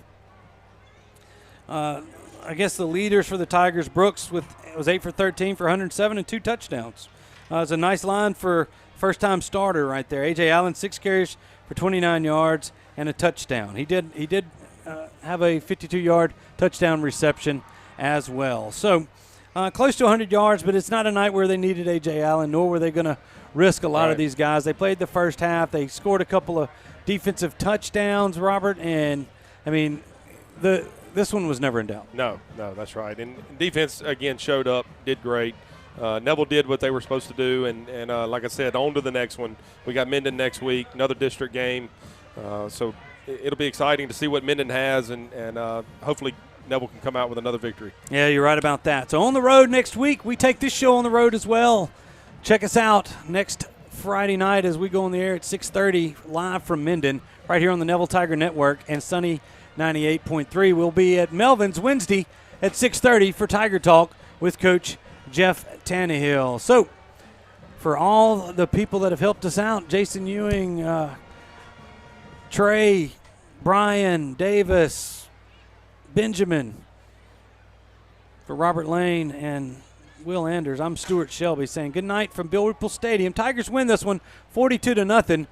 We'll check with you next week right here on the Neville Tiger Network.